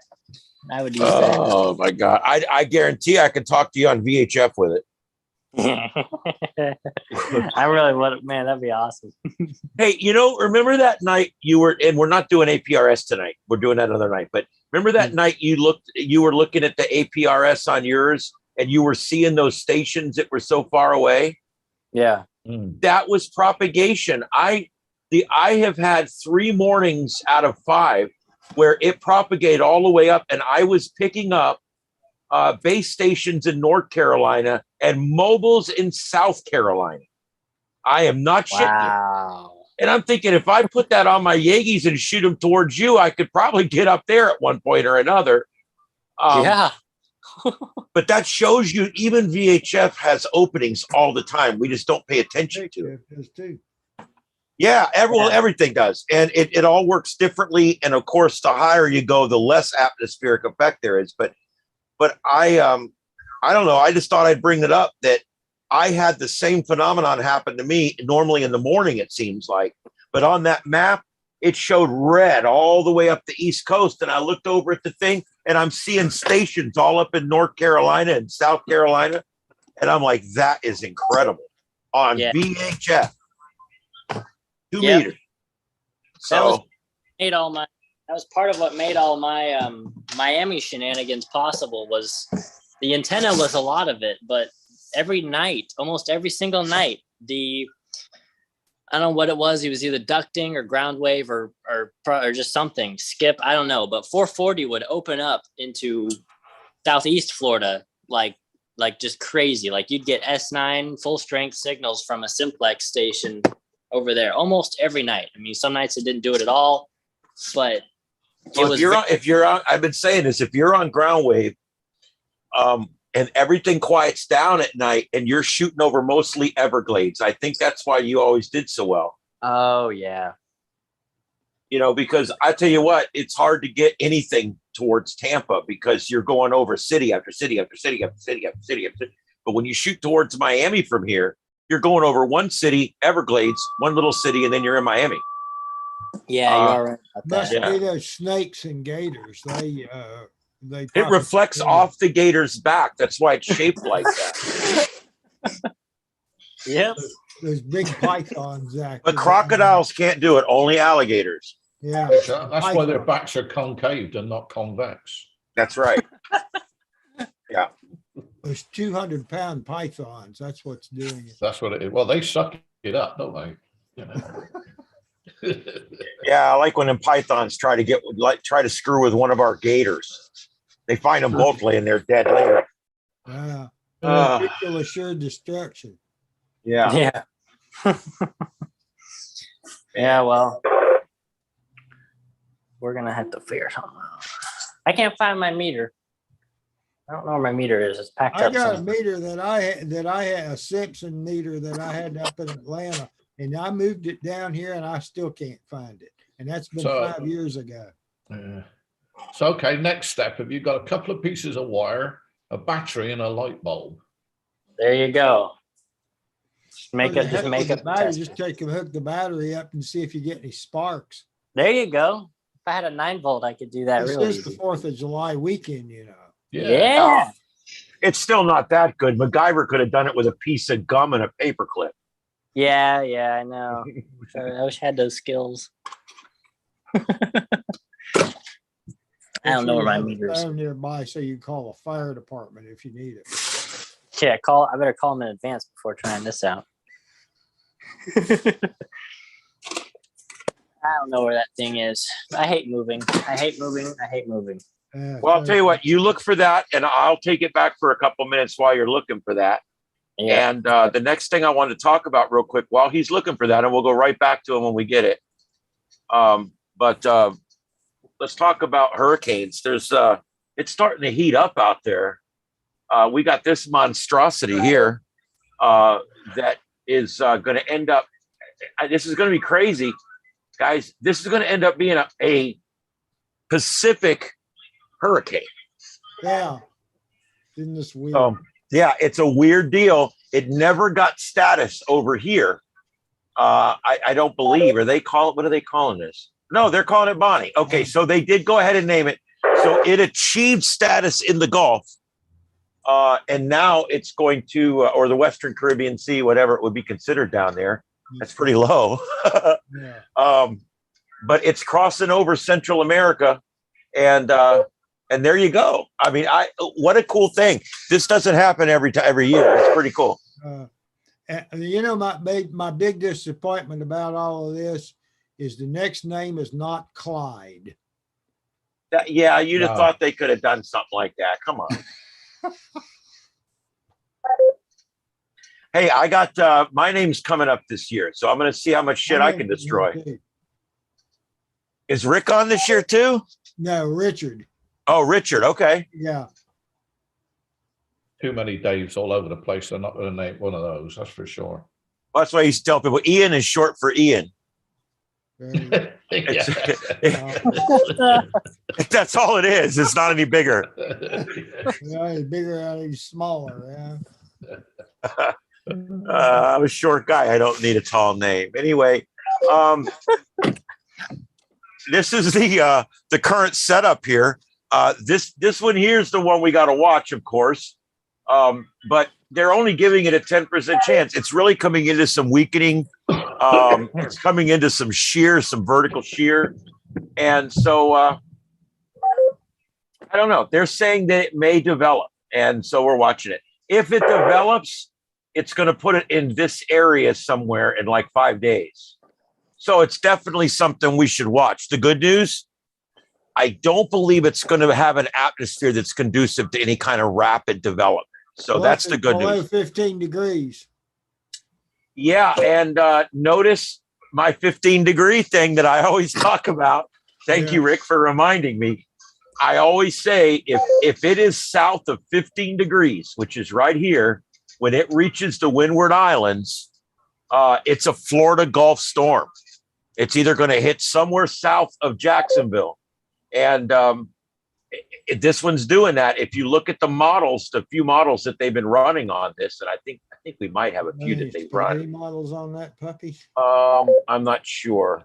I don't see any yet. I thought I saw some though.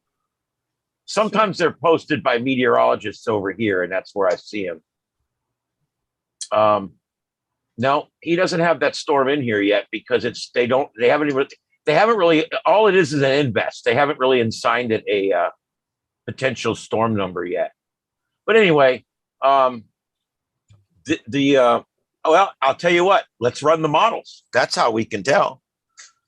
This is the GFS model, or the one that's commonly called the American model. Notice we are on July 1st. This is right now. This was the last model run. Notice our system here entering Central America at 1,003 millibars. We've got a system here that doesn't even really earn an L yet. So I'm going to move this forward in time. And you can see, even though this doesn't show it holding together as anything, it does come up into South Florida. I mean, that's kind of where it ends up, is somewhere between Florida and Cuba there. Let's take a look at the next one, the Euro model. Don't say this too loud, okay, because Dave's in here.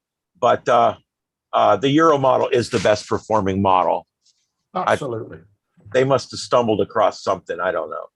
But Pixie dust. That's what it is. They discovered FM. Yeah.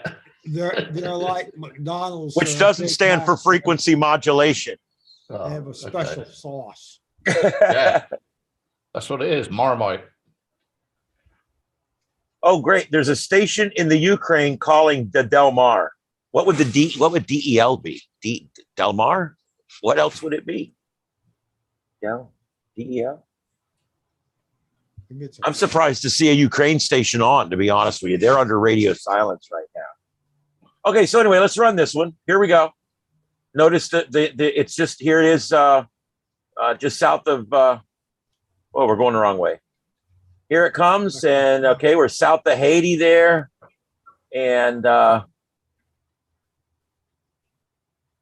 and it doesn't pick it up either. The conditions are just too harsh between where it is in Florida. So I that's why they're keeping it so low, guys. It's at a 10%, and that's why. Let's check the CMC. It's the only other one I like to look at. Wait for it to load. Thank you for using Bill Gates and the bloatware system. All right, and there we go. Let's see what this one does. This one's a little more of an aggressive model sometimes, and it still doesn't keep it alive. Nope. Does show something coming off up here, but that's not going to be anything. No, I don't see anything. So I don't think it's going to be an active week with the tropics. All right, I guess that's about it. Let's see what this other one's looking like. This is that one that's going into Central America. Come on, scroll, you damn thing.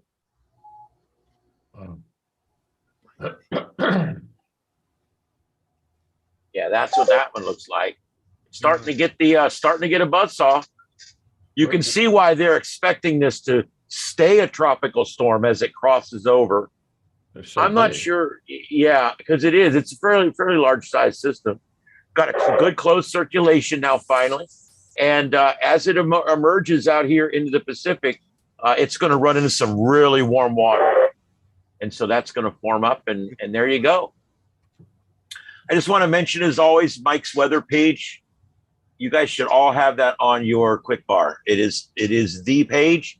And also, as always, I bring up Ryan Hall, y'all. He's been doing coverage with the streams of tornadoes that went up this week. And anytime you hear of big hurricanes or storms or line of tornadoes, ice storms, whatever, check Ryan Hall, y'all, on YouTube. And he's got great coverage. Okay, let's see. The next thing I wanted to do real quick was take a peek at, I got it on a different screen here. Let's just take a quick peek at the newsletter, make sure we got everything covered here. Okay, I already mentioned all this, so we don't need to go through that again. That was all from this morning. It's old.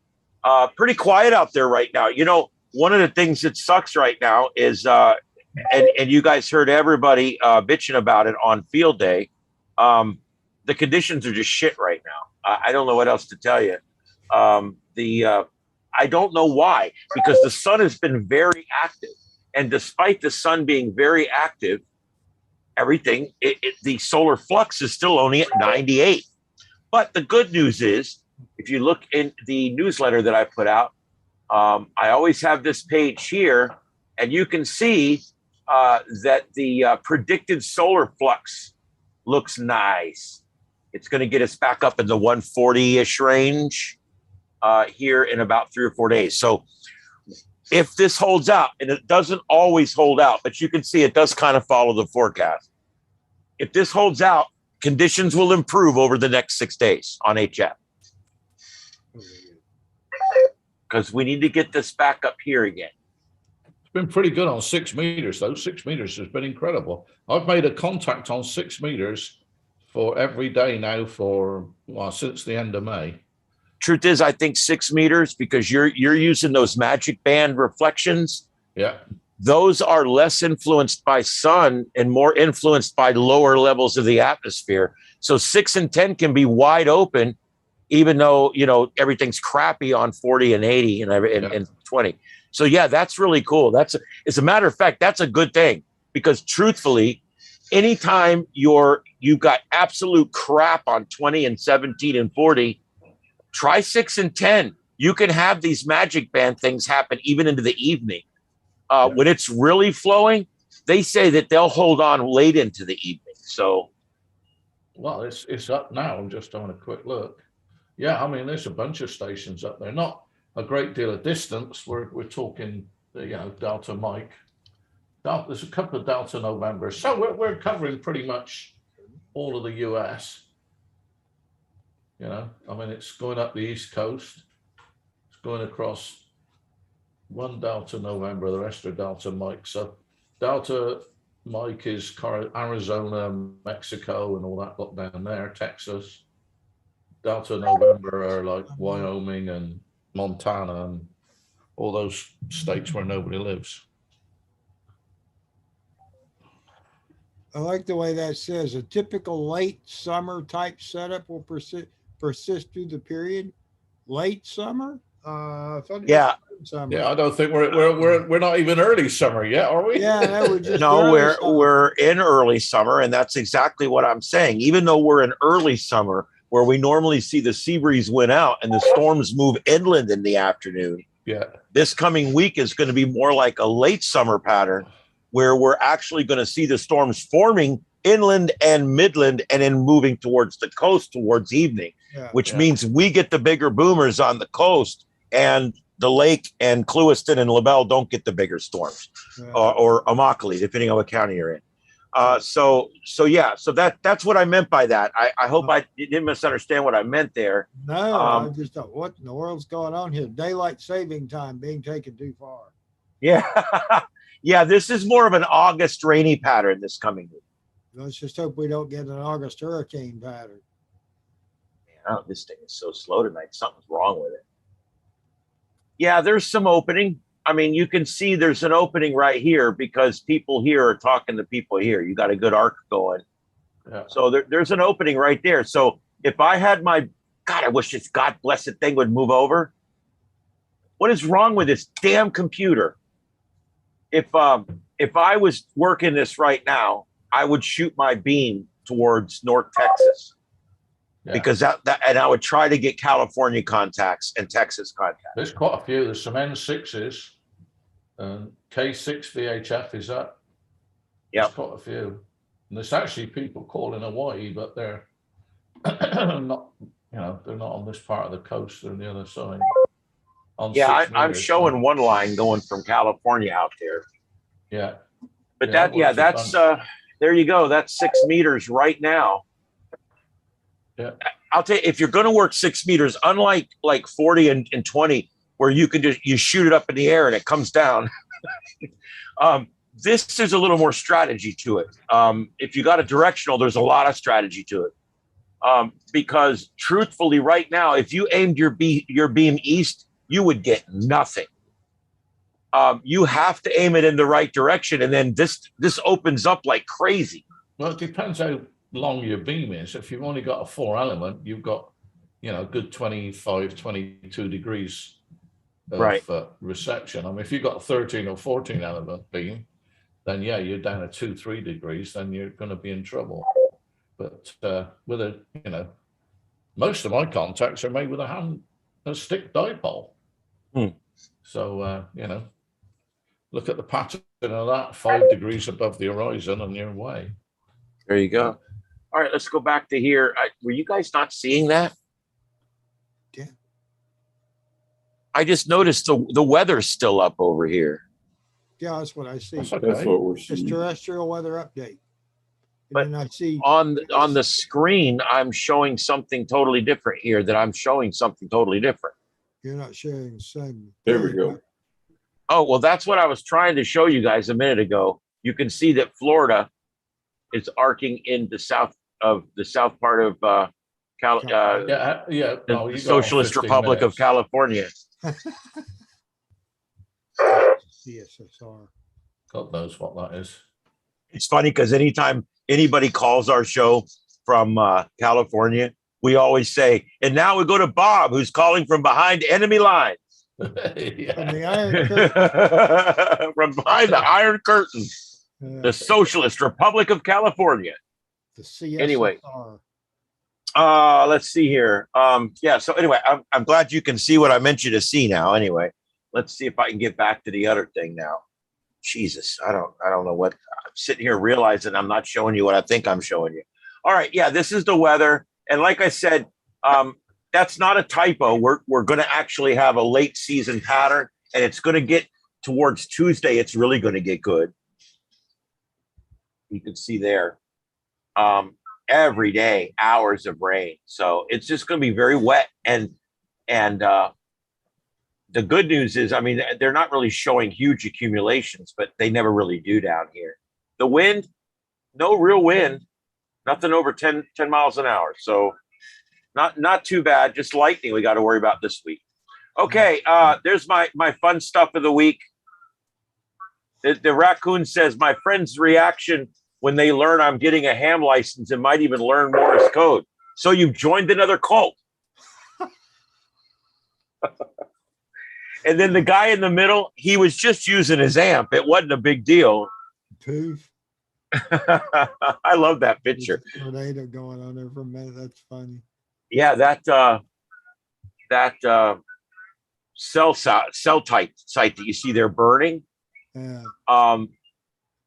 God, that must have been, they must have over amped everything up in that thing and just burned up all the wires that are up in the They middle. got hit by lightning. Could have been that too. Yeah. Man, oh man, that's ruined. They're going to take that whole thing down. It was the new guy that did it. Yeah, probably. I wouldn't rule it out. And then the third one there, a decision was made here to buy a new ham radio.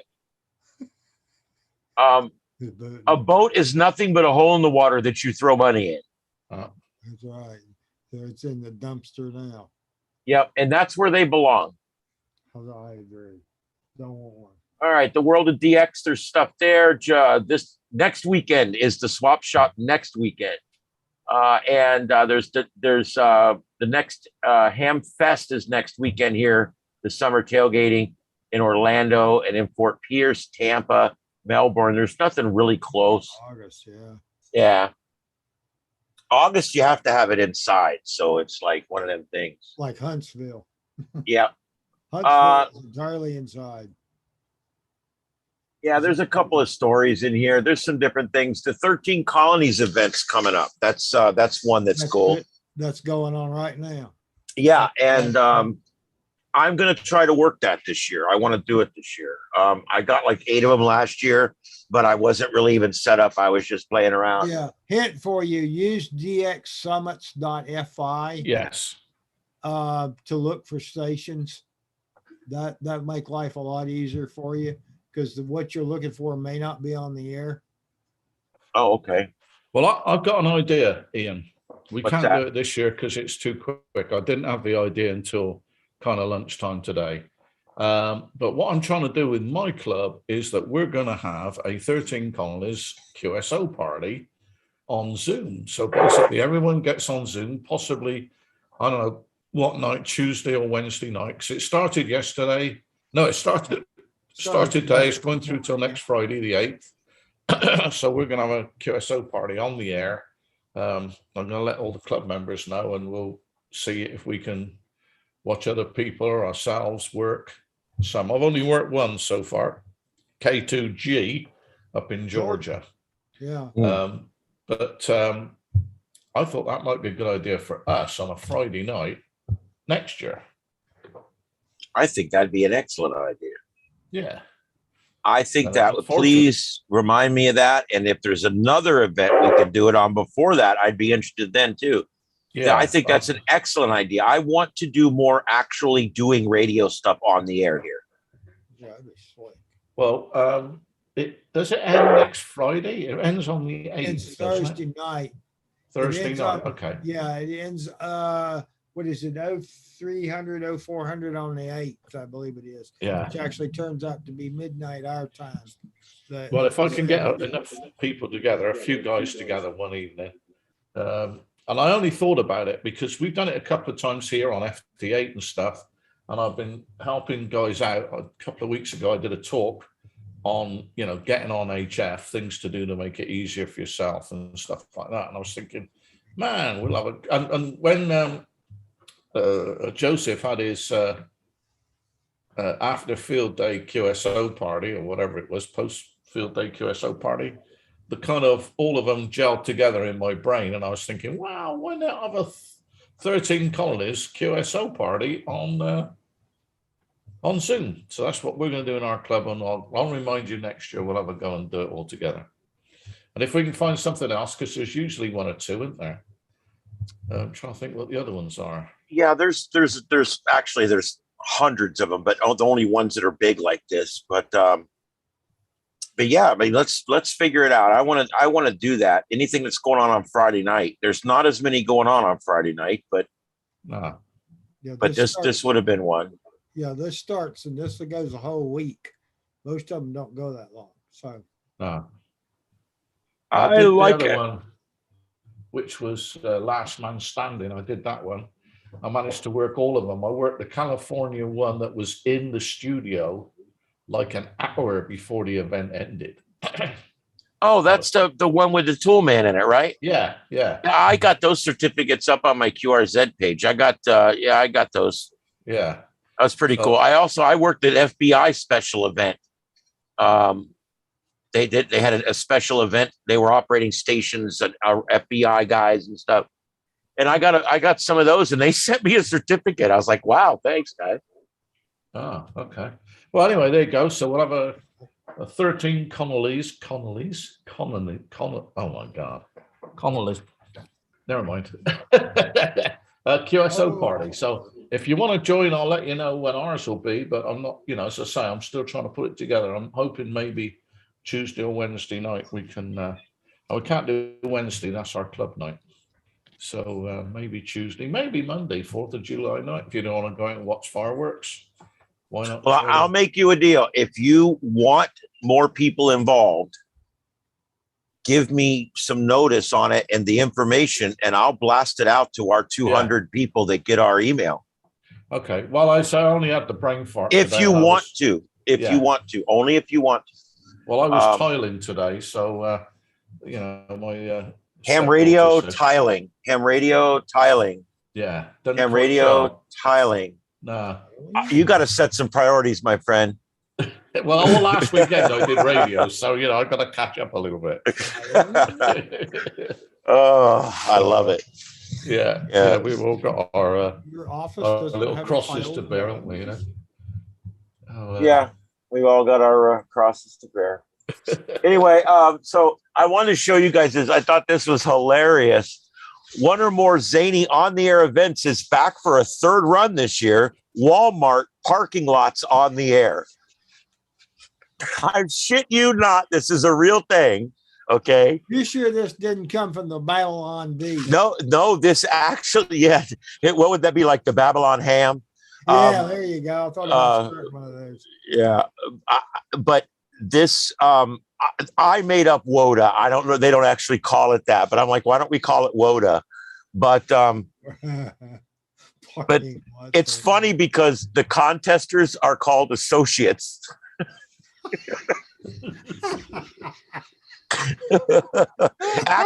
Activators are referred to as associates by the event organizers, and they're asked to use the store number on the air.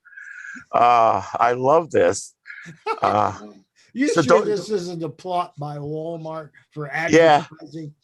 Yeah, and they'll probably kick them out of the parking lot. So don't miss out on the bonuses like the birthday special or the MacGyver. I don't even know what that is.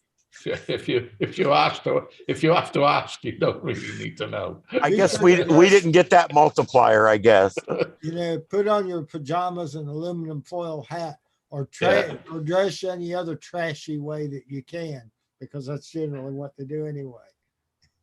Well, if you're going to park there over at night, it needs to be a real piece of shit you're parked in. So that's right. You need to be stressed trashily. So anyway, I thought that was pretty cool.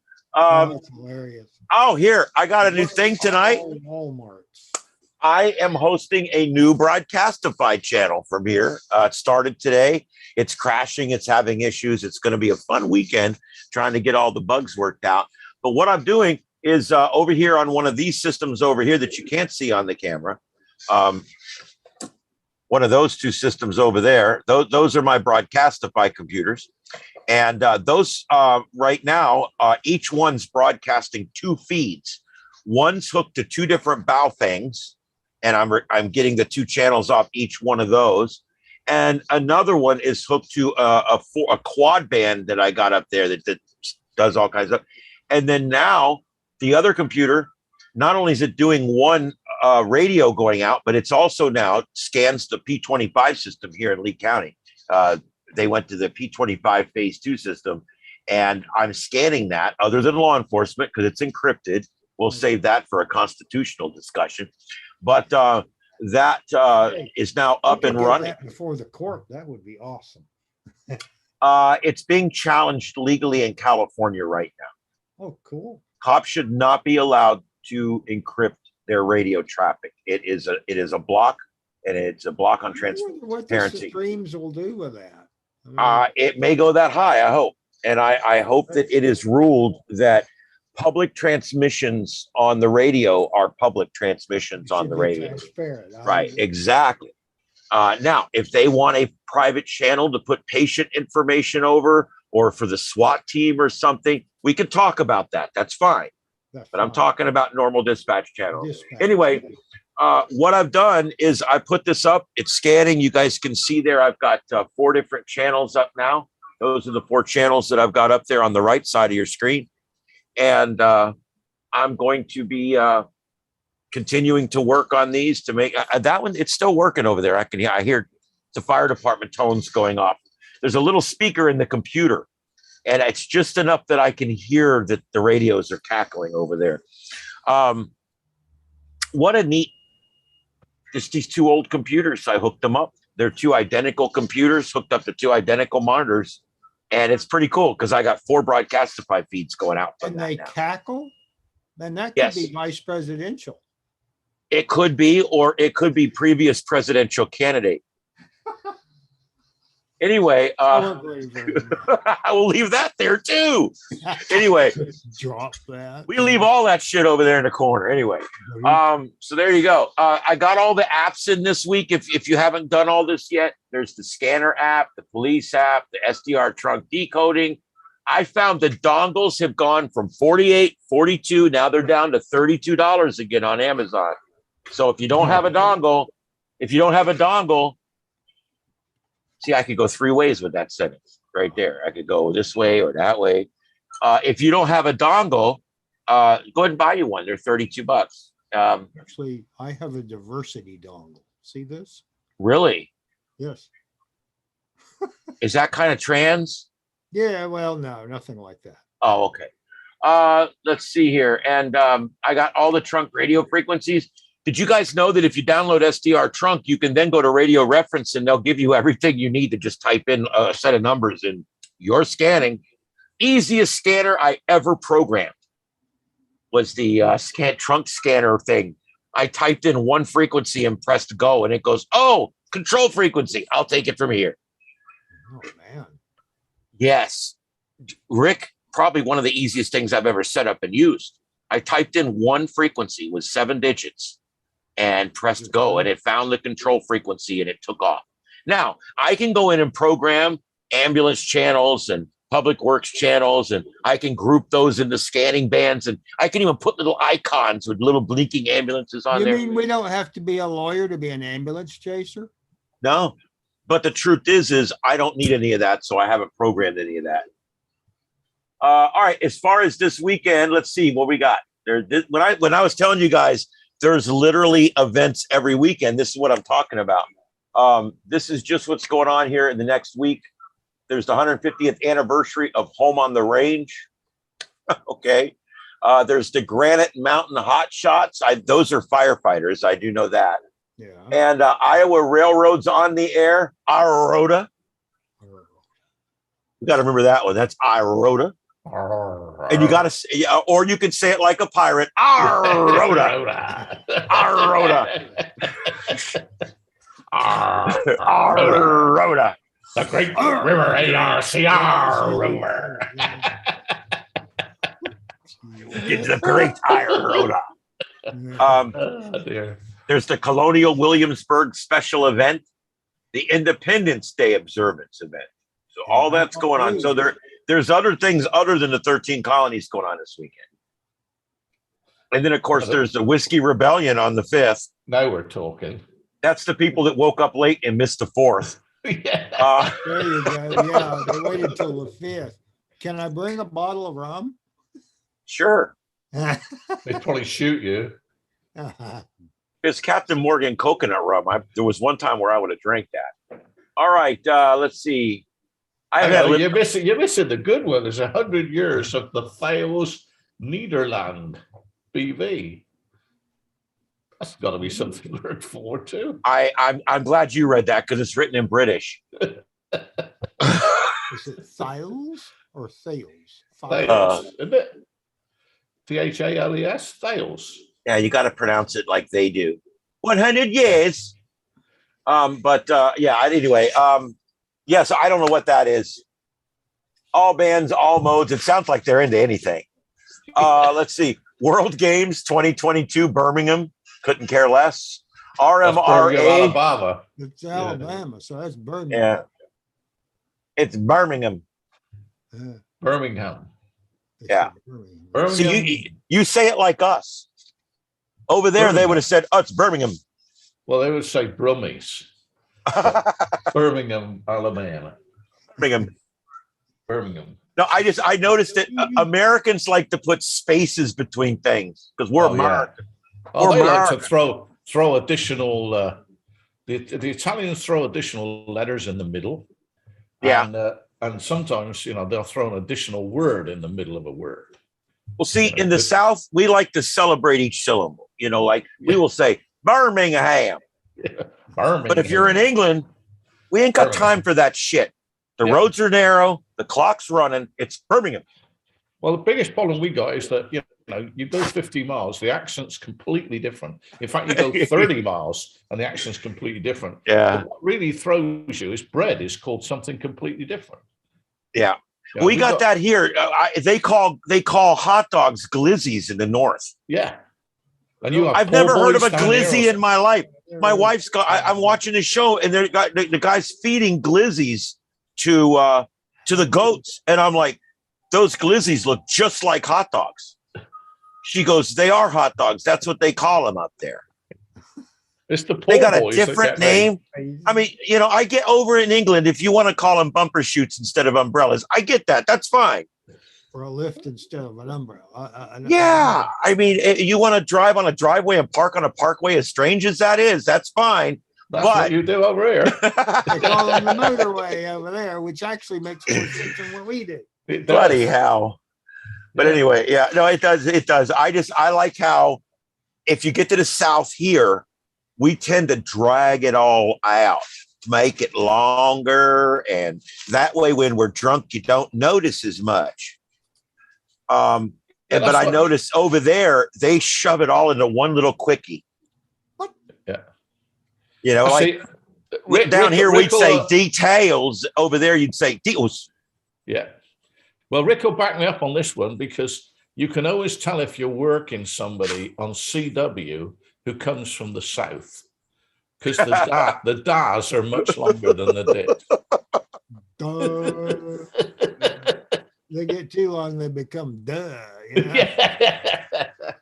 We got big does down here. Yeah. No, definitely the Southerners send their da's a little longer than the They use the bugs, they sure do. And then some of those things I can't read them. Computer can't read them, and I have problems with it. I just think this is the first time I've heard that you can actually CW with an accent. Yeah. It's about the truth. Now that's funny. I love that. You sit there. Oh, this guy in Texas, what's he talking about? And then you hear the guy going. He's in England. Yeah, or he's from New York. Yeah. No, New York's. DDT.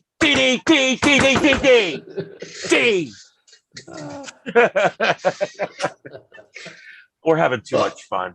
Yeah, we are. We've slaughtered half of the country already. Have you both you guys been rapidly coming up towards my bedtime?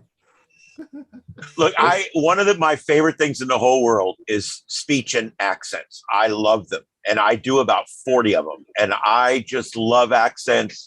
I do them on the air a lot on the show, and I'll launch right into a Chicago accent there, no problem, dear man. And I can do whichever accent you want. And I love accents. And I swear to Christ, my favorite accent is the British accent. That's my favorite one because it's just so It's so good. It's But just, there isn't a British accent. well, I know, If you come I'm to Britain, there's like genericizing. 50 or 60 of them, it's unreal. I know. Well, that's like saying an American accent. That's Yes. ignorant because we've Yeah. got New York, up there. Yeah, it's a 2-3 Utes over there. There was it on the bus over there. Yeah. Douchebag. Then you've got Boston, where Yeah, Boston. all four Boston's like corners. New York, but you got to do it through your nose. And you got all four corners. The Four Corners. All four corners. Yeah. The Four Corners in Maynard, Wisconsin. And Yeah. You Uh, got Louisiana, and that's altogether different. You almost can't understand those guys.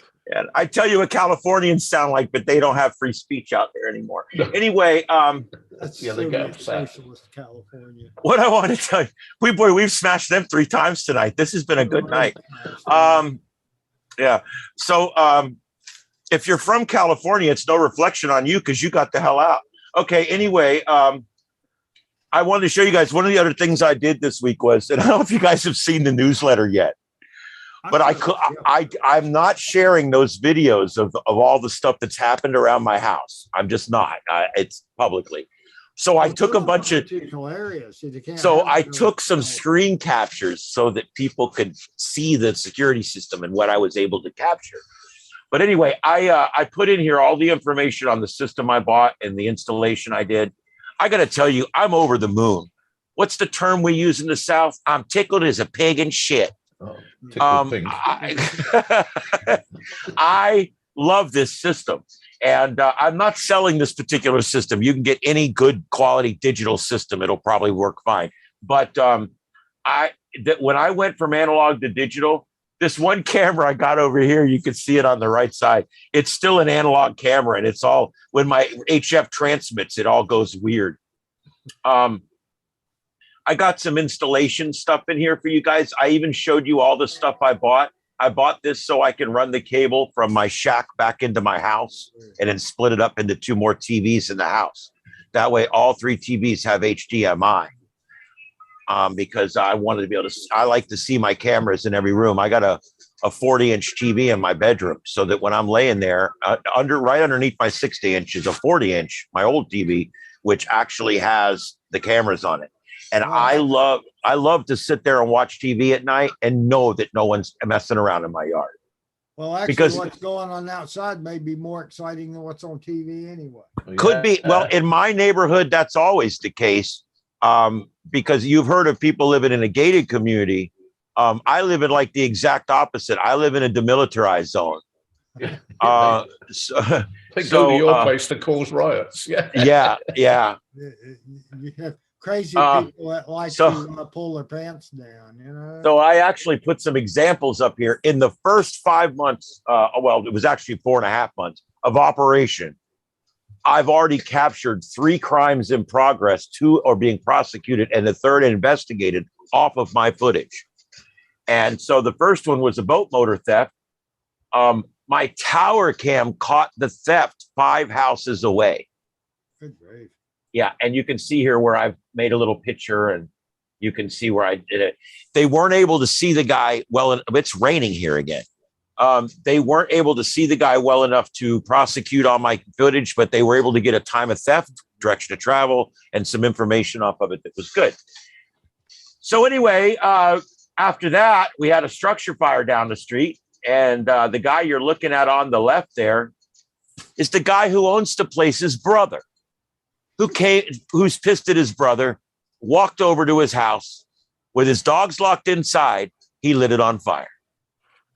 Fine guy, Yeah, well, I'm going to say it. He's a real son of a bitch, but whatever. Anyway, so needs to be put down.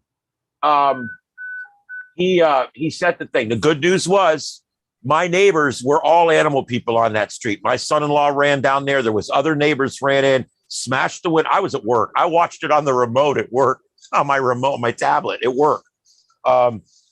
But my son-in-law went down there and got with 3 other neighbors. They broke out the windows. They got the dogs out. The fire department took what seemed like longer than they should have, but I'm probably just thinking that. And they got there and they put the thing out, total loss, except the dogs and things like that. But there in the lower right, you can see that's the very first wisp of smoke. He had just walked out. And this is the guy right here. That's him walking in to my neighborhood. And that's up to like a block and a half away. I captured him. And then he walks by my house. He looks right at my house. Don't look at my house, MF. You ain't burning my stuff down. And that's North Fort Myers Fire engine. That's engine 1 and engine 3, respectively, in the sheriff's department. And right there in the foreground, you see that's my Ringo Ranger on my 20-foot tower. Right out front there, I got a light on there, and there's 2 cameras right there. You can see them on the standoff pole. But yeah, that burned down. Then we got the arrest that happened on my property. You haven't got the real star there, though, have you? You know, Yeah. the cat and your Parental wife. discretion is advised when watching. Yeah. Well, there was 2 stars. His package was the other one, and I didn't show you that either. But when he comes over the fence, his pants comes down, and as Trey Radel would say, his twig and berries came out. Anyway, but this guy, he was literally stopped by the cop on the other side of my house, on the county road side of my house. I live on a corner lot, county road, private road. And he runs from the cop on the bike, and he can't get the bike going. So he throws the bike down right in front of the cop car, and the cop car runs the bike over with both tires. And he even drags for a while under the car. It was hilarious. And it's funny, too, because when the cop was done, he just went over there and dragged the bike off the road and threw it in the ditch, and they drove away. I guess he's not going to need it for a while. Yeah. But yeah, the cop tases him the first time in the middle picture, tases him as he's going over the fence. He falls on his ass, and his twig and berries comes out right there. Here's the other angle. I love that one on the right. Yeah, me too. That's a great one. Because literally the fence is caught on his dick right there. Yeah. Ouch.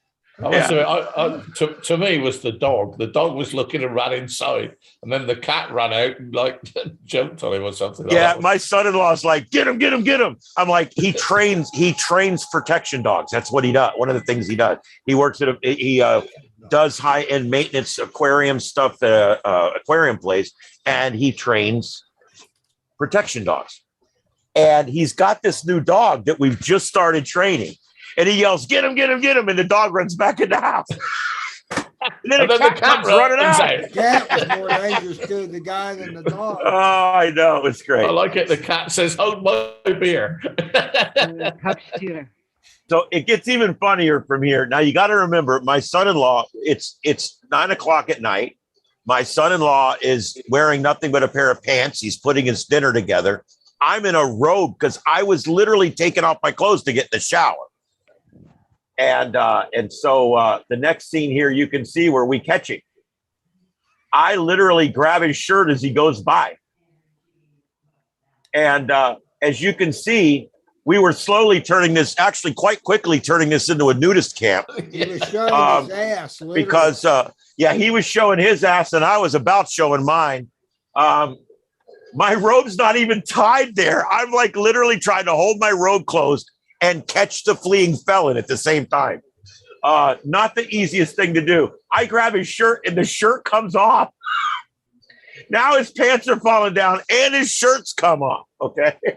This guy just has a problem with keeping his clothes on. What an asshole. And it's right there. Anyway, I wasn't gonna look. I didn't show him you guys his package, but I wasn't gonna blur out what's already a blurred out butt. But anyway, the camera system even captured the drugs falling out of his pocket when they were searching him out there. So I literally is a real winner. He was charged with 3 counts of violation of felony probation. He was served on 3 outstanding felony warrants, and he got 3 new charges, including possession, resisting, and obstruction by disguise. Merry Christmas, 9 charges. Well, I got thunder here. What the hell's going on? He didn't get an indecent exposure then. Well, I don't know. They'd had a hard time with that because we were creating the indecent exposure. But then again, he created the first subsequent harmful event under Florida law. So technically, once you run from the cops, you can be charged with anything that happened. Yeah. So he should have been charged with a twig and berry offense. For sure. So anyway, that's all in the news. Traumatizing the dog. If you want to see these pictures a little clearer, you can probably see them in the newsletter that I sent out today. All this is the newsletter I'm showing you here. I got to pull the radar up. This is crazy. It's freaking raining like crazy. It's Jesus. It's pouring here. Let's see here. Okay, I got flashing lights. I've been watching the Wink new radar thing or whatever. The 3X is 3 times as powerful. Three times as powerful as what? How do you get to that? It's not available anywhere yet except on TV. It will eventually make its way to the app. It's 3 times more powerful, meaning that they actually got a higher FCC license. It's a 1 million watt unit. A megawatt. It's a megawatt. And it's not only that, but it's cross polarized. All the ones we've had previous were single, all the other ones in the area are single polarized. This is actually dual polarized. It's cross polarized. So there's it actually sends out signals on 2 different polarizations at the same time, and then receives them back on 2 different polarizations at the same time. Okay, so is that like linear as it goes round, or is it kind of no, it goes around on the horizon, but it's sending and receiving on 2 different polarizations. Exactly. And that somehow gives them a broader spectrum of information. I'm talking in generalities because I don't have the exact answers. But Matt told me that between the dual polarization and the much stronger transmitter, that we can get it. Not only it's not necessarily that we want to see 3 times further. We want to see 3 times more definition within the storm.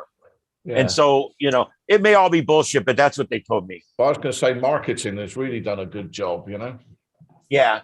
Well, Matt, I'm one of the few people at the station that will sit and geek out with Matt. Matt is a weather geek. He's a tech geek. He's a great guy. Jim Farrell, I like Jim Farrell. He was a great guy. We used to talk all the time. But the moment that I mention weather to Jim Farrell, he says, I don't like that brand of coffee, and he walks away. He did weather for like 40 years. So if you go, hey, Jim, have you looked at the models on that? Oh, I don't like that kind of coffee. And he turns around and walks away. He had things he would say and everything. And I get it. I understand. Matt, on the other hand, is a geek. He asks me about ham radio stuff. I ask him about weather stuff. We argue over what we think is going to happen. We sit and wonder at why the Europeans are better at building models than we are. And so stuff like that. Yeah, it's just got a lot more experience, You guys don't even deal with hurricanes very often. No, come on. And I say very often because they do come there every now and then. But there's over 50 words for rain in England. Bloody hell. That takes a while to build up something like that, Wow. 50 names for rain? Yeah. The only thing we have 50 names for here is the male genitalia and the female genitalia. There's literally 100 names for each. We at rookies at the fire station, we would take at the station, we'd make 2 rookies sit down and we put a piece of paper in front of them, and one said male genitalia and one said female genitalia. And we'd lay them down in front of them and we'd say, you got 5 minutes, give me as many as you can come up with, go. And they'd have to literally write down a snatch, and come up with all the different dirty names for the genitalia. That's the stupid stuff your tax money paid for at the fire station. All right. Anyway. Well, we make up words, we join the weather together. So if it's a misty, drizzly day, it becomes mizzle. which is only 1 syllable for miserable. Yeah, that's right. That's what I say to everybody here, as if we're doing something, And they say, well, it might rain, and you say, well, I'm British. If we didn't go walking in the rain, we'd never walk. Or, if you don't do anything, you never do it because it rains, So, every vehicle I've got, and people laugh at me, every vehicle I've got has got an umbrella in it. A brolly, as we call them, I got brollies with umbrellas with carbon fiber shafts. There you go. Piece of standard equipment. I always wondered if golfers want to play in a lightning storm, why can't we make golf clubs out of non-conductive material? It's dangerous. I mean, it makes do sense they want to to me. play in lightning? I don't think they do they? I don't know. Well, we burn down about 10 of them a year. Is graphite conductive? Yes. I think it does. Yeah, it is. Yeah. Huh, I Anything don't know. is conductive under enough electric. Oh, It's it's up true. in the seat. It's up in the attic. Have you found your meter? No, he's lost his audio. He might have found the meter, but he's lost. I couldn't find the meter. So I'm up here now with the flashlight and I'm running my Ethernet cable because I'm sick of not having Ethernet in my room. And I hate this attic. This is my least favorite attic of all time. So guess what? I have to climb all the way back there. And the hole where the cable runs down that I have to use as a fish tape, it's got expanding foam around it. So I have to come back up here with the drill and drill out a new hole in the board so I can get this Ethernet through there. Make it yours and you'll fall in love with it. And then you'll So- move again. Yeah, I know. So I'm doing the future tenants here a massive favor. I guess they figure everybody just watches CNN now and they don't need Ethernet. No, actually, the truth is no one watches CNN. Have you seen the ratings? Yeah, but that's what they don't know. That's why they put tons of coax. Like every single room has coax for a television, but Huh. no Ethernet. All our other houses have all had Ethernet in every room. Yeah. Now, 1998. Yeah, and I don't think I have enough Ethernet. And I know that house is newer than 98. Yeah. I don't have enough coax here, or Ethernet here either. That is really frustrating. It looks Wow. like a nice place. I know it's a little frustrating with HOA. Well, let me go back. There are a bunch of Nazis and it's terrible. It's a nice house. The neighborhood is nice, Right. but that's just the trade-off you get. If you want a nice neighborhood and everybody having their little lawns and everything, then you got to have an HOA. Yeah. Because if you don't have the HOA, then someone opens up a junkyard in their driveway and then it just, I had an HOA and I fought with them so bad. yeah. It was. They would take me to arbitration, which would take 3 months, and I would fix it the night before. And then I would literally drill it on the other side and put another one up on the other side of the house. And they'd be like, well, you can't, we told you about that. I said, that's a different antenna. Yeah, it's different. You have to start the 3-month process over again. Yeah. And that gives me 3 whole months to find another place to mount it. I did the same thing with the cat door. I did the same thing. I was up for arbitration 2-3 times in a row where they were like, we got you for 2 things coming up. Okay, I'll be there.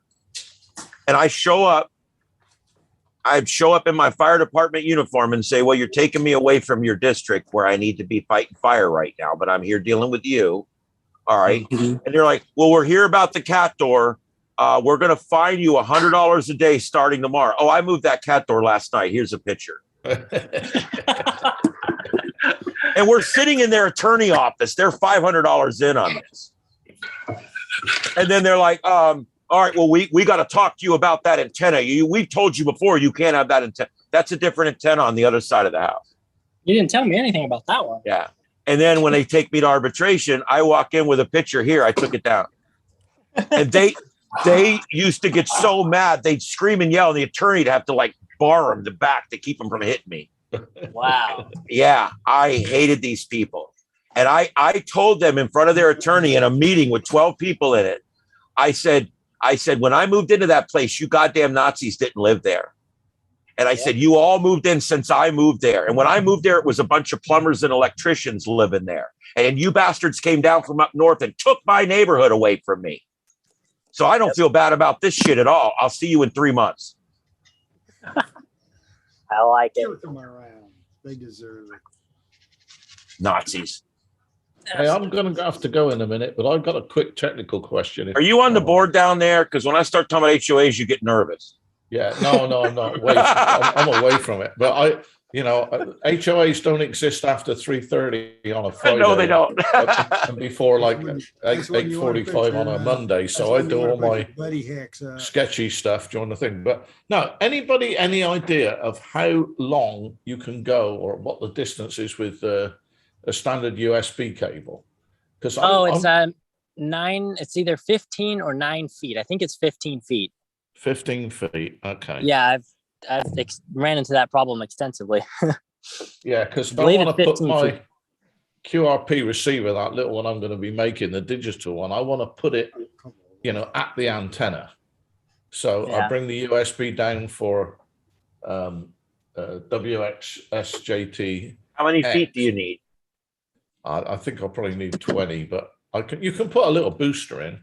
Well, you can get the booster wires, which are kind of expensive for what they are, but I've actually been able to make a USB cable out of Ethernet cord, and I was able to actually get past the limit.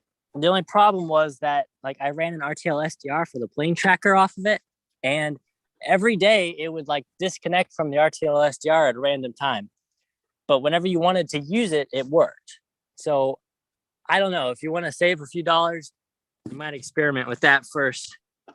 Because it did technically work. I think I've got a bunch of RJ45 cable around somewhere. I might give that a try. Well, I haven't built the transceiver yet, so here we go. 24 feet. 24 feet, that might do it. $30. That's not too bad. No, that's not All the bad. way up to 100 feet? Wow. It's USB 3 too. Yeah, it's USB 3. And There's other ones in too. Yeah, but You don't need- 3 will always work on 2. Yeah. And then will always work later too. They also have look at this one here. This one has 2 repeaters. It goes 100 feet. I don't need that. 25 feet should do it. You could go to the store and still be bit of a using your string. mouse. Yeah. I like that. You could also do a network thing, but that wouldn't really help you. Yeah. That's what I was gonna Too slow. I suggest. want to run. You do a network USB port. In other words, you connect to a USB port on one machine and then you exit through a USB port on another. Yeah. I'm not sure how it's done, but You can actually do that over the internet too, Yeah. in 2 different locations. I quite like the look of that flat one. Scroll back up a bit. Yeah, I've got some flat Cat 7 Ethernet stuff. That one there. This stuff. Yeah. Yeah, there's no booster in these. And I'm telling you, without a booster, I'd be careful. I've had bad luck with anything over 6 feet that didn't have a booster on it. That looks like USB-C to USB-A. Yeah. Yeah, I don't need anything like that. I think. You want male to female. And you No, I want the printer cable end. Oh. To regular. You want type A. Yeah, what that's 'cause called. I can get an adapter for that. That's not a big issue. Yeah, I want a long USB printer cable. That's what I want. There's a 32-foot one for 36 with the booster. That'll work. $7. Yeah, it's not too bad, is it? I'm like, I don't know. I bought that 100-foot HDMI extender that has the adapter that goes on the back of your TV and plugs into your TV for power. That thing works great. And then I split it off into 2 more TVs on the other end. So that works great. And of course, with HDMI, it's either perfect or it's not. But Those aren't printer cables. yeah, I don't see it. What is that called? USB type A, right? No, Yeah. it'd be a printer cable is what they call it. Well, printer cable is the layman term, but type A is the technical term. Well, I mean, here, There you this go. we're getting it. We're in the neighborhood now. All right, that's more like what I was thinking about. Yeah, I'm looking. I got 25 foot for $13. type A male to B male. That would be perfect. Yeah. But just if it's not amplified, it may or may that STR sharp uses quite a bit of power. And that's what I'm worried about. If we go out 20 or 40 feet, I don't know if it's going to work without. No, this little QX. No, it works. No, I've done that exact thing and it works. Without an amplifier. That's what I'm saying. I'm saying I've gone over 15 feet with no amplifier and the RTL SDR worked fine. I've got 2 or 3 extension cables hooked together here. Gosh, I hate addicts. There's a $9 one for 25 foot. It's not too bad. Yeah, I'm not sure about Yes, that me one. too. But I'm looking at the. I might be inclined to go. There's no Amazon one. I find Amazon's basics. Oh, there's an Amazon basic there, but it's only 16 feet. I find Amazon basic stuff is actually quite good. I've had no problem with any of it, to be honest. Oh. I actually look for it now. Well, I saw a thing online the other day. Yeah, I do as well. Amazon basics on the batteries. And somebody tested the batteries and the Amazon worked out as best value. They weren't the best battery because they didn't last as long, but 2 of them lasted, or 3 of them lasted a lot longer than 2 of the more expensive ones. Right. So that, and they were actually, I bought 50 of the AAAs because I decided to make all my flashlights, because I've got a few different flashlights. I've got one in every room hanging on the door handles, all that stuff. And, I had different batteries for everyone. It was a real pain in the ass. And I needed some for CERT and I needed some for Aries and whatever. So I decided to get everything ran off the same batteries. There's one that's actually a brand name. It's made by Triplite. Triplite, yeah, and it goes. Triplite's been a company here for many, many years. I actually had a Triplite revolving light in my truck when I first started as a volunteer. We got a couple of their. I got a power strip here that's power Triplite strip, too. Yeah, I got- Yeah, that's only 16 feet though. I'm kind of looking towards 25. Is that all it was? This is 25 feet. That one's 25. That always Go 50 back. bucks though. That's big money. No, $21. 25 that's feet, better. and it's amplified. It's got the amplifier in the middle, and it's a brand name. That's probably the one I would buy if I needed that exact thing. Yeah. I thought you said this was going to an STR RTL. No, it's going to my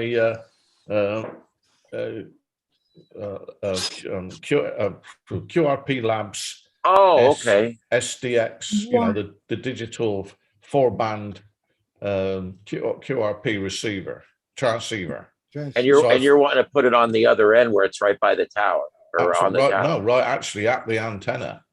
Well, you're in the attic, so you can do stuff like that without weather issues. That's right. Yeah, and I was going to put three rechargeables on it because I use those the Life Pro 3.7 volt rechargeables that I use on my boat, on my model sailing boat. So I thought if I put 3 of those, that's going to give me, 10, 12 volts, 3 to 9, 3 7s at 21. It's going to give me 11.1 volts. So you can set the thing up for anything between 9 and 13.8 to give you 5 watts out. So I figured if I put it all up in the attic with rechargeables, I can charge them slowly off the USB and, helps your uncle, as they say. That's the idea. And I'm hoping I'll get the best out of it being, right up there at the feed point. But we'll see. We'll see. It's a really good SDR, even if it doesn't do anything else. Right. Oh, yeah. And it's gone up in price. It's now 69. It was 60, went to 66. It's now 69. And that would probably be a much better receiver than you would get out of an STR RTL for HF.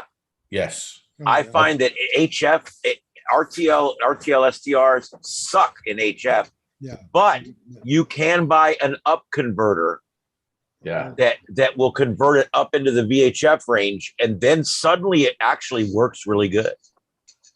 Is what I've been told. I haven't tried that yet myself. I'll disclaim that. Well, the SDR. Now I don't know if I believe this or not, but it's got it's it's the SSB SDR, and it's embedded, obviously. It's 24-bit on the output to a stereo 24-bit ADC chip, giving you a signal to noise of 112 dB, which really is something else. I mean, I use what are it called? SDR Play or whatever it is, and that SDR one Play, is I've got one. it's only 14-bit. Yeah. So What is it? Oh, wait a minute. K2B. K2B is one of those stations. He's on FT8 right now on 17 meters. If anybody can do it, Okay, his call sign is K2B, and he's on here. I'm going to try to call him right now. See if I can find me it. I've been monitoring the 6-meter one because he's supposed to be on 6 meters. Yeah, I did it last year, all bands. I think I'm going to try to see if I can work everybody on 40 meters, and then I'll try to see if I can work them all on SSB and then on FT8. I imagine FT8 is going to be relatively easy to do, but who knows? So I've been playing around with my audio. Nobody's commented, so I guess it's okay. No, I can hear you. You're fine. Your audio sounds great tonight. Yeah, I've been playing around with it, getting it a little better. I put a bit of EQ in, and I still haven't got my cameras working yet properly, but I will. Been a busy week. Anyway, I am going to have to say 7-3 to everybody. I've got to be up early in the morning. Somebody's fire alarm just gone off. Smoke alarm. Somebody fired the So, phasers. Trying to figure out why we're hearing that. Somebody mucking around with us. That's weird. That's really weird, but I'm just going to turn it off because I don't know what it's doing. all right. Well, I'm going to say 7-3. Good night to everybody. Sorry I don't go early. But, all right. Yeah, I'm going to be signing off here too soon. So good night, Dave. Have a good one and have a good 4th. Yeah, and you. And enjoy. Right. And I'll let you know when our FT8, oh no, sorry, our colonies QSO party is, but we'll do one next year. Yeah, and if you decide to do an impromptu and you want the coverage, I'll put it out there. All right. And yeah, and if not, we'll do it next year for sure. Yeah. I think it's a great idea. It'll be fun, won't it? Yeah, all right. it would. Oh, I got K2B. Awesome. Wow, cool. So despite hearing it in the room obnoxiously, it's working. I'm trying to think where B is. Oh, K2B. no. You You can find it on their webpage. Anyway, I gotta go. Good night, B is Virginia. Virginia, okay. I know Ellis, South Carolina. I think A is I got them. I got my first 13 colonies. Cool, you got one. Sending him a 7-3, and then I'm going to shut that noise off. Come on, what that squeaking is. Under comments, I'm going to put 13 colonies, and then unclick the save. I want to be able to find these later.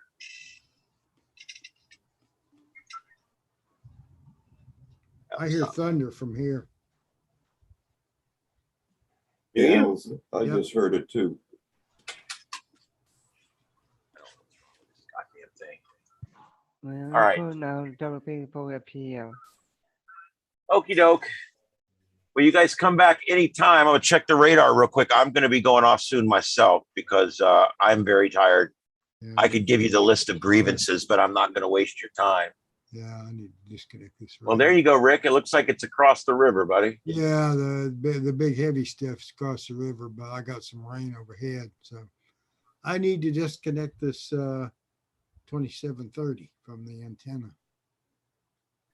Yeah, I don't think there's going to be all that much to it, but you never know. You don't ever know. Raining up here by me again. All right, yeah. See you next week, guys.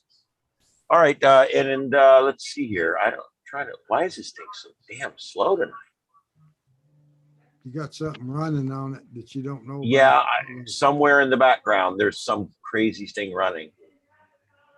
Yeah, that's a pretty good one growing up in the Cape Coral. Yeah, I think it's headed north. Nobody airports too. No, wait a Yeah, minute. it's going north. Yeah, Yeah. and you said Naples. I'll put up Naples. Yeah, we got a bunch of widespread moderate rain in Naples. And Tomorrow morning, oh there's more shit, rain. someone's calling me on FT8. No, what all that squeaking is? WP4 It's my FT8. I don't know. I don't even know what speaker it's coming out of. Where would it be coming from? Holy crap.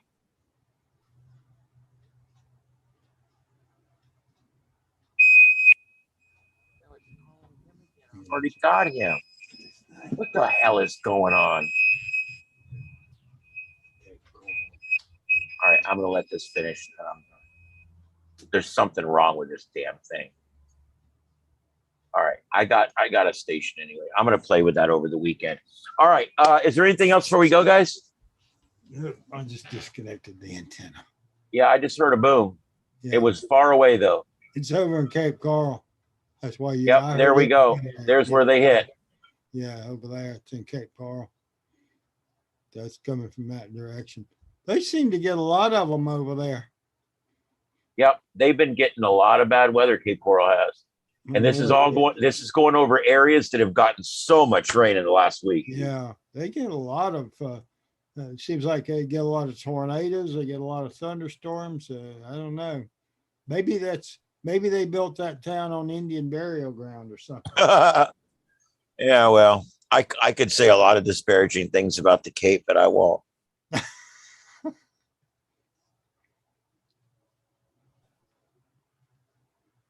Coming soon to Cape Coral, trees. Anyway, oh yeah, it is a desert. I had to. I'm sorry. Oh, look at that! Still some openings, even though it's after dark. We still have. Look, we got a pocket here, so that means people in Florida are communicating all the way over to people in Oregon and Washington State on 6 meter right now. Look at that! And there's an opening here for people in Texas to the northwest, and we've got an opening from California up into the Midwest. So yeah, you can see FT6 is holding on tonight. Yeah, that's pretty darn cool. 1.5. Good grief. We'll take a quick look here and see. This is the again, this rainfall comes in. It's an hour or two delayed. So let's take a look down in Naples, man. Naples has had some areas lately. Lots of rain in lately. Yeah. 5:30. I've got 3 and inches. back out here. Yeah.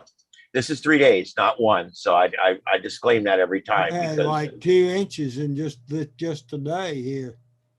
Yeah, this shows that you've gotten nothing. 4.46, but like I said, that's 3 days. Yeah, well, let me show you mine. All the way up here, up by the interstate up here, they got a bunch of rain. And like down here, this area here that doesn't look like it got much rain, had 9 inches of rain on this thing just 6 days ago. We've had 2.8 inches of rain here today so far. Now, if I go up here and set this for 1 day, let's set it for 24 hours. And let's go. Yeah, you see, you got it. Today was some of the worst rain for you. You know, I got some pretty heavy rain. So if you go right down there and hit where I am, you'll see 2.69. Yeah, I got 2.8 on my. I'm telling you, that's pretty good. 0.12 or whatever difference. That's really good. That's pretty good, close, because that's on the radar there, and I don't know whether that's Wink's radar or whose radar that is. But I think it's coming. It's the data from National Weather Service. I think where they get it from. Yeah, so that's pretty damn good. Yeah. But my weather station actually shows 2.8, and that's more recent anyway than that. Boy, Naples did get a lot more rain than us today. Look at that. Yeah. There's a spot offshore there that got over 4 inches today. Wow. We've been getting a lot of rain here lately. Yeah. It's been a very wet year so far. Normally that's why, again, I put that thing about the August pattern. We've been seeing like 4 or 5 days of normal earlier rainy season. Yeah. And then we see 3 or 4 or 5 days of like August rainy season where Yeah, it's it 2 inches a started- day. It started as May, and normally Yep. May is dry as a chip around here. Look, there was a year at the fire station, we didn't get our first rains till right about now, right around July 4th, because I know that for a fact, because this was 1988. It was a bad year for brush fires. And on 4th of July, we had numerous brush fires started by fireworks all in the same hour. Yeah. And they were all over the county, and every fire department was completely blown out. You'd think people would have sense enough not to play with fireworks when it's tender dry, but yeah, you got too many brain dead people running around. All right, guys, it's been almost 3 hours. Hang in there just for a second, Rick. I'm going to go ahead and let the YouTube go. Guys, it's been fun tonight. Join us next week on the Southwest Florida TechNet, and we'll have some other great topics. We do this every week. We're in our second year of broadcasting here, broadcasting worldwide on YouTube. My name's Ian, KO4EFS. I'm here with Rick, K4RAB. And my co-host who left a few minutes ago is Joseph, KM4OVZ. And we are here putting on the TechNet every Friday night. So hopefully we've helped some people tonight with what we've talked about, just going all over the place. Everybody have a good night out there. KO4EFS clear. All right, we're off YouTube. They can't censor anything we say now. I think it's just you and I in here now. Jesus. Yeah. Yeah, I wanted to show you this remote QTH, your website. I don't know if you've seen that one. Let him think about it. Yeah. Oh, look at that. We got spam tonight. I just looked at it. Oh, geez. Yeah, there's about 10 messages in here. No whores, real cheap fuck dates. So I'm going to report these. Report pornography or sexually explicit material. Report pornography or sexual material. It's all the same guy. This is so dumb. I have to do this every day. I have to go in here and take comments out. And I'm thinking, if I got to go through the hassle of taking it out, I'm flagging it. Yeah. You know, because who do you report it to? YouTube. Oh. These are on YouTube. These are YouTube comments. Oh, okay. And I'm reporting all these as porn. So what they'll end up doing now is they'll go look at these real quick. They'll see that they're porn and they'll go ahead and suspend their account. But these are all just these people make thousands of these accounts. Yeah. But it also makes sure that YouTube stays aware of the fact that they've got a problem. Yeah. Which they do. Yeah. You know, they'll let shit like this go on all day long, and yet I'll get flagged for having some little 8-second piece of music or somebody's butt crack on my feed. Yeah. And I'll get flagged. Or saying something that's politically incorrect. Yeah. All right. I just deleted all of the messages we got tonight. Yeah. Because they were all from Cheap Fuck Thrills number 38575 or whatever. Oh crap. Yeah, bullshit. Anyway, all right, so that's cleaned out. Let me give myself a thumbs up. All right, I guess that's about it. Oh well, it was fun tonight. I'm surprised I lasted as long as I did. I was going to bow out at 10 o'clock, but Yeah. Oh. this was fun tonight. It's a good discussion. Pretty good. Now, what I'll do tomorrow, this is so cheating, but what I'll do tomorrow is I'm going to go put those 3 call signs for the 13 colonies. Yeah. I'm going to put them all in Grid Tracker. So and I'll leave my radio on for the next 3 days, and I'll hook my Grid Tracker up to where I can hear it in the house. And because when I dial it in there, I can hear it over the computer. Yeah. And then anytime I'm on a band and one of those stations pop up, it will alert me. Yeah. You know, it'll come on and say Kilo 2 Bravo, new zone or whatever. and I'll know it's there, and I'll just go jump on it, and that's how I could easily win this with just playing with that for a couple of days. But oh yeah. the other thing I do, and I don't. This is probably the same thing you guys were talking about, but the way I do this a lot of times, I'm trying to push screen. Oh, there it is. What I do a lot of times is I'll go to this right here, this thing right here, and I'll set it for all bands. Yeah. And then I'll put the call sign in that I'm looking for. Like the guy I just got, K2B. I'll put in K2B, and it'll tell me everywhere he's been, what frequencies he's been on. There you go. Yeah. Man, a lot of them. There we go. We got our internet back. Hey, there we go. How about that?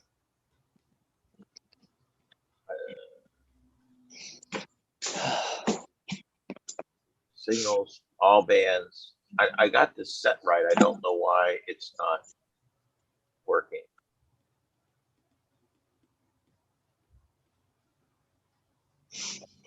I don't understand what it's doing right now.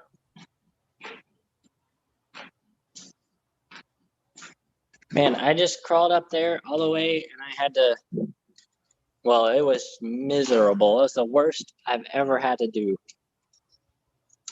I've been in a lot of attics, Attics are pretty bad. running a lot of cable, and that was the worst experience I have ever had.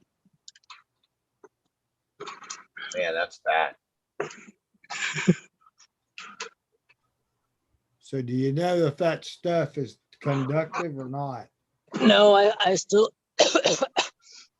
I still don't know. I haven't checked it yet. I'm trying to get my Ethernet going because the internet just came back online and I want to use it on my computer. Yeah, so what I'm seeing here basically is he's on, you can tell by the color. See the color? He's still on 17. Yeah. Because all these tags show me he was on 17 1 minute ago. Yeah.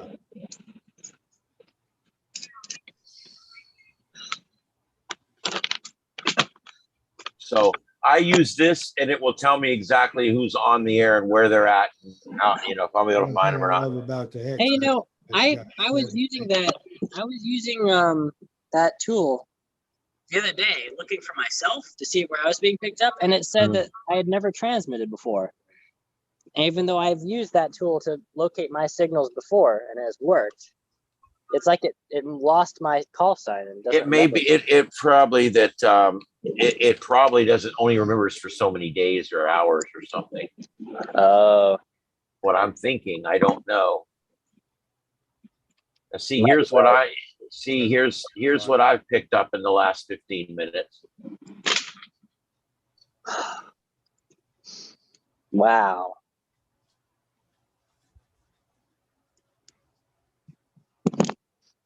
Yeah. Wow. So yeah, it's pretty cool. Like I said, this is how I do it, man. This is how literally how I find out where these guys are transmitting. And anyway. Oh, well, I think I'm going to call it. Is there anything else you guys want to talk about? That was me. Well, we officially went 3 hours. And I'm burned out. Joseph, let me know in the next 3 days when you got an hour or so, and we'll get together on a Zoomer. Yeah, you got to make sure you hang around your text, because I'll frequently text you stuff like that, and you won't answer it or you won't see it or something. Well, I'm bad about my phone being turned down because, like, I turn my phone down when I'm on this. I turn my phone down when I'm at work, and stuff like that. And then I don't turn it back up. And it's just me. It's being forgetful. What you can do a lot of times, if I don't answer the text, you can try to call, because sometimes I do keep the ringer on a little bit. I keep it down low, and a lot of times I'll hear it ringing. Yeah, and I also check my email pretty frequently too. So, but yeah, we'll get together. We'll get this weekend. I got all 3 days. I'm wide open pretty much. Yeah. Yep, I will try and take a break from moving this weekend at some point. Hopefully tomorrow. Maybe we could do that tomorrow or Sunday or Monday. I will definitely try and do that with you, and I'll let you know ahead of time, hopefully. Because what I actually have to do is I've got a bunch of videos I made for a client, and the sound's all messed up on them. Oh, But I have a clean recording of the sound. So Yeah. what I need to do is I need to take the video and the sound and just couple it up, yeah, we can do that. and then mix it down. That's the one thing I need to do. The other thing I need to do is make elements for this show and the stuff we're going to be doing with our shows, our little Yeah. ones. I want to get a little thing to go on the beginning and the end of those. Yeah, a little intro, outro. Very short at the beginning, like 10 seconds, and then like a 40-second deal at the end. It just has the things that you know to find us. Well, you know what I think would be another cool idea is if you went live with the YouTube a little bit before the show started, and then you had like a stream starting soon splash screen, and that gives people time to get in there. I mean, I don't know how. You're absolutely right about that, and I don't know that I've ever even thought about that. I don't know. It helps to add to your like brand, even if nobody really like sits there waiting with bated breath for the TechNet. It definitely helps add to your sort of styling and your brand whenever you have a little clip of calm music that plays in the background and a little spinning globe or something, and it says stream starting soon. Just something a little basic like that can help a lot. You need to find out if that stuff in your attic is conductive or not. Yeah, I'm gonna try and do that tomorrow. Hopefully, I really hope it's not. But at the same time, I'm so done with this attic already that even if it's not, I'm kind of like. If it is, I would be inclined to hook a wire up on one end and see if you can load it up with a tuner. Yeah. Use the whole thing as an antenna. Dare your HOA to find that antenna. Yeah. They'd be walking around with their RF sniffers like, we've detected a signal coming from your house. Really? That wouldn't surprise me. No, damn Nazis. I don't think they're smart enough for that. No, they wouldn't really be doing that. HOA Nazis are not the most intelligent droids on the planet. They'd be like the people back in Britain who would drive around with the bands looking for the carrier from the regenerative receivers, trying to figure out who didn't have their TV license. They'd be like the baseball player that drove around I-285 on Atlanta looking for the end of the road. This is a cool like Yagi, man. This is really cool. Yeah, just be a little careful with it. It's pretty flimsy, but it works. Hey, let me tell you, it works. We put it on top of our office, and there were stations that we couldn't get with a little patch antenna, Yeah. But when we put that thing up there, man, it pulls in a lot of stations. So it definitely works quite well. Wow. Just the rotator. The rotator is honestly, unfortunately, the weakest part of the whole kit because you don't know where you're pointed. And the way it works is you hold down the button and it rotates one direction. And once it hits the limit switch on that direction, it goes the other direction while you're still holding down the button. So unless you're out there looking at it, you really don't know where it's pointing. That's a cheapie. Well, I tell you what I can do. I've got a camera looking at my tower. I just make sure I can see it. There you go. I think I saw this on Star Trek. Star Wars. I highly doubt that. That's not the frequency you're looking for. Wrong show. E.T. phone home. How dare you combine those two? Yeah, I know. Star Trek's nothing like Star Wars. I mean, Star Wars sucks. I don't know why. Star Wars was with some fun movies that were followed by some other movies. Star Trek is a lifestyle. Yeah, I don't get why Star Wars is not so popular. I mean, what about it was like more appealing to the general population? Well, Star Trek. I think it's because it's simple and douchey. And population, they like simple and douchey. I don't know if you noticed something about there's different. If you like, there's a lot of people like me that like Star Wars and or Star Trek, but I don't really care for Star Wars that much. Yeah. And what it is I swear to God, man, they give you everything you need. They even give you a couple of wire ties. Yeah. There's the power supply. I knew that had to be somewhere. Wall mole. I probably could come up with 200 wall moles if I went and put them all together. I have enough wall moles for a convention of wall moles. I was gonna, whenever those people at Hamfest, if they were being too ridiculous, I was gonna bring a power strip of wall moles and hide it under somebody's trailer. There you go. Bastards. I think that goes in there like that. Now, I'll do what I normally do. I'll play with it for a while, and then if I need the instructions, I will eventually pull them out. Same That's thing typical here. ham radio operator. That's how it goes. What manual? I don't need no manual. You don't need a stinking manual. The manual is good for saving in a drawer for when you can't figure out how to operate your handheld. Yeah. That's it. They got all kind of crazy button sequences you got to push to do simple stuff. I'll tell you what, Yeah, guys. I bought that Anytone, which I kind of like, but it's so goddamn complicated. It's just terrible. You want to change the volume, you have to hit this button and then change the volume. You want to change the sculpt, you got to hit this button and change it. I hate that. It's just a lot. And then I buy this thing that you told me to buy. That's awesome. Everything's right there. The buttons are right there. All the buttons on the left do one radio. All the buttons on the right do the other radio. It's simple. It's easy. It's awesome sauce. Yeah, they don't make. Have y'all been noticing though? They have been like the Chinese have been going kind of crazy with the number of new handhelds they've been cranking out. Why do you need 17 different models that all have the UV5R board in them?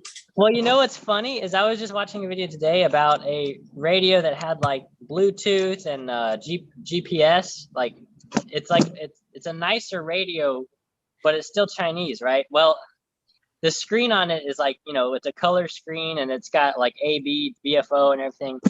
But he pushed the menu button and it went bloop. It made the Baofeng noise. Oh, wow. And it turns out that and then when he was cycling through the menu, like the menu layout is different, but all the options are named the exact same stuff. So it's literally just a Baofeng in a shell or in I don't know what it is, but it's like you can't escape the Baofengs. Yeah. You buy a different radio for it to be different, but it's just the same thing in a different shell. I believe everything over there for these kind of radios is all built in two factories. Because the only things that's different than the TYT stuff and the Baofeng stuff seem to be the two different factories. Yep, exactly right. And I'll be honest, I like them both. It is what it is, but I get much better luck with the TYT stuff. Yeah, TYT. I haven't had a Baofeng fail on me yet. Yeah, it is a good point. Look at that, a Type 4 shuttlecraft phaser array. They probably use that exact thing as a prop on TDS. Look, I'll tell you what, I got to the point on Stargate where if I saw one more direct TV dish, I was going to scream. Don't go to an alien planet and see direct TV dishes on the roof. That shit ain't going to reach the satellite circling Earth.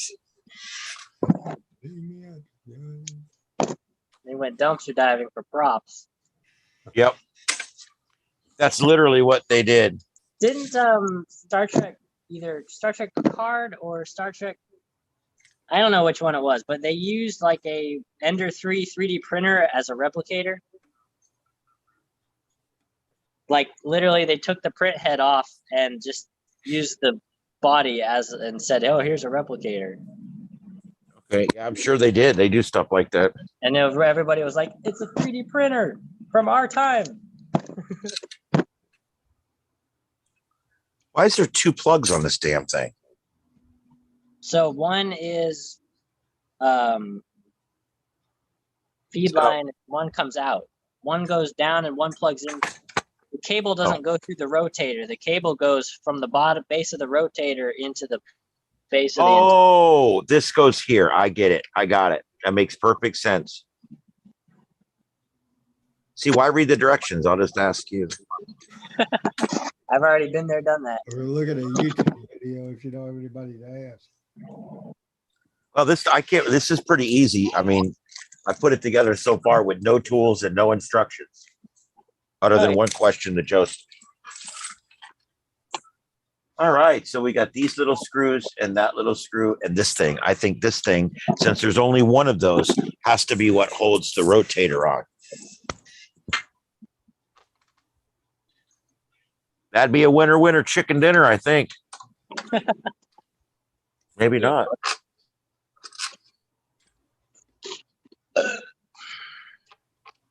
Ah, you got to get the right one. They're dissimilar.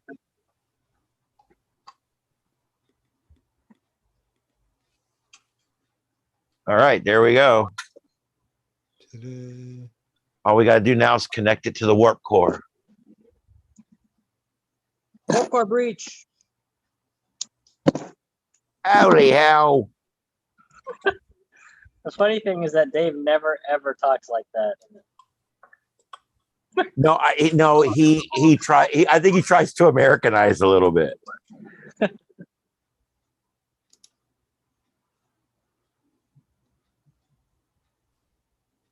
Well, Did Dave say what he did for a living?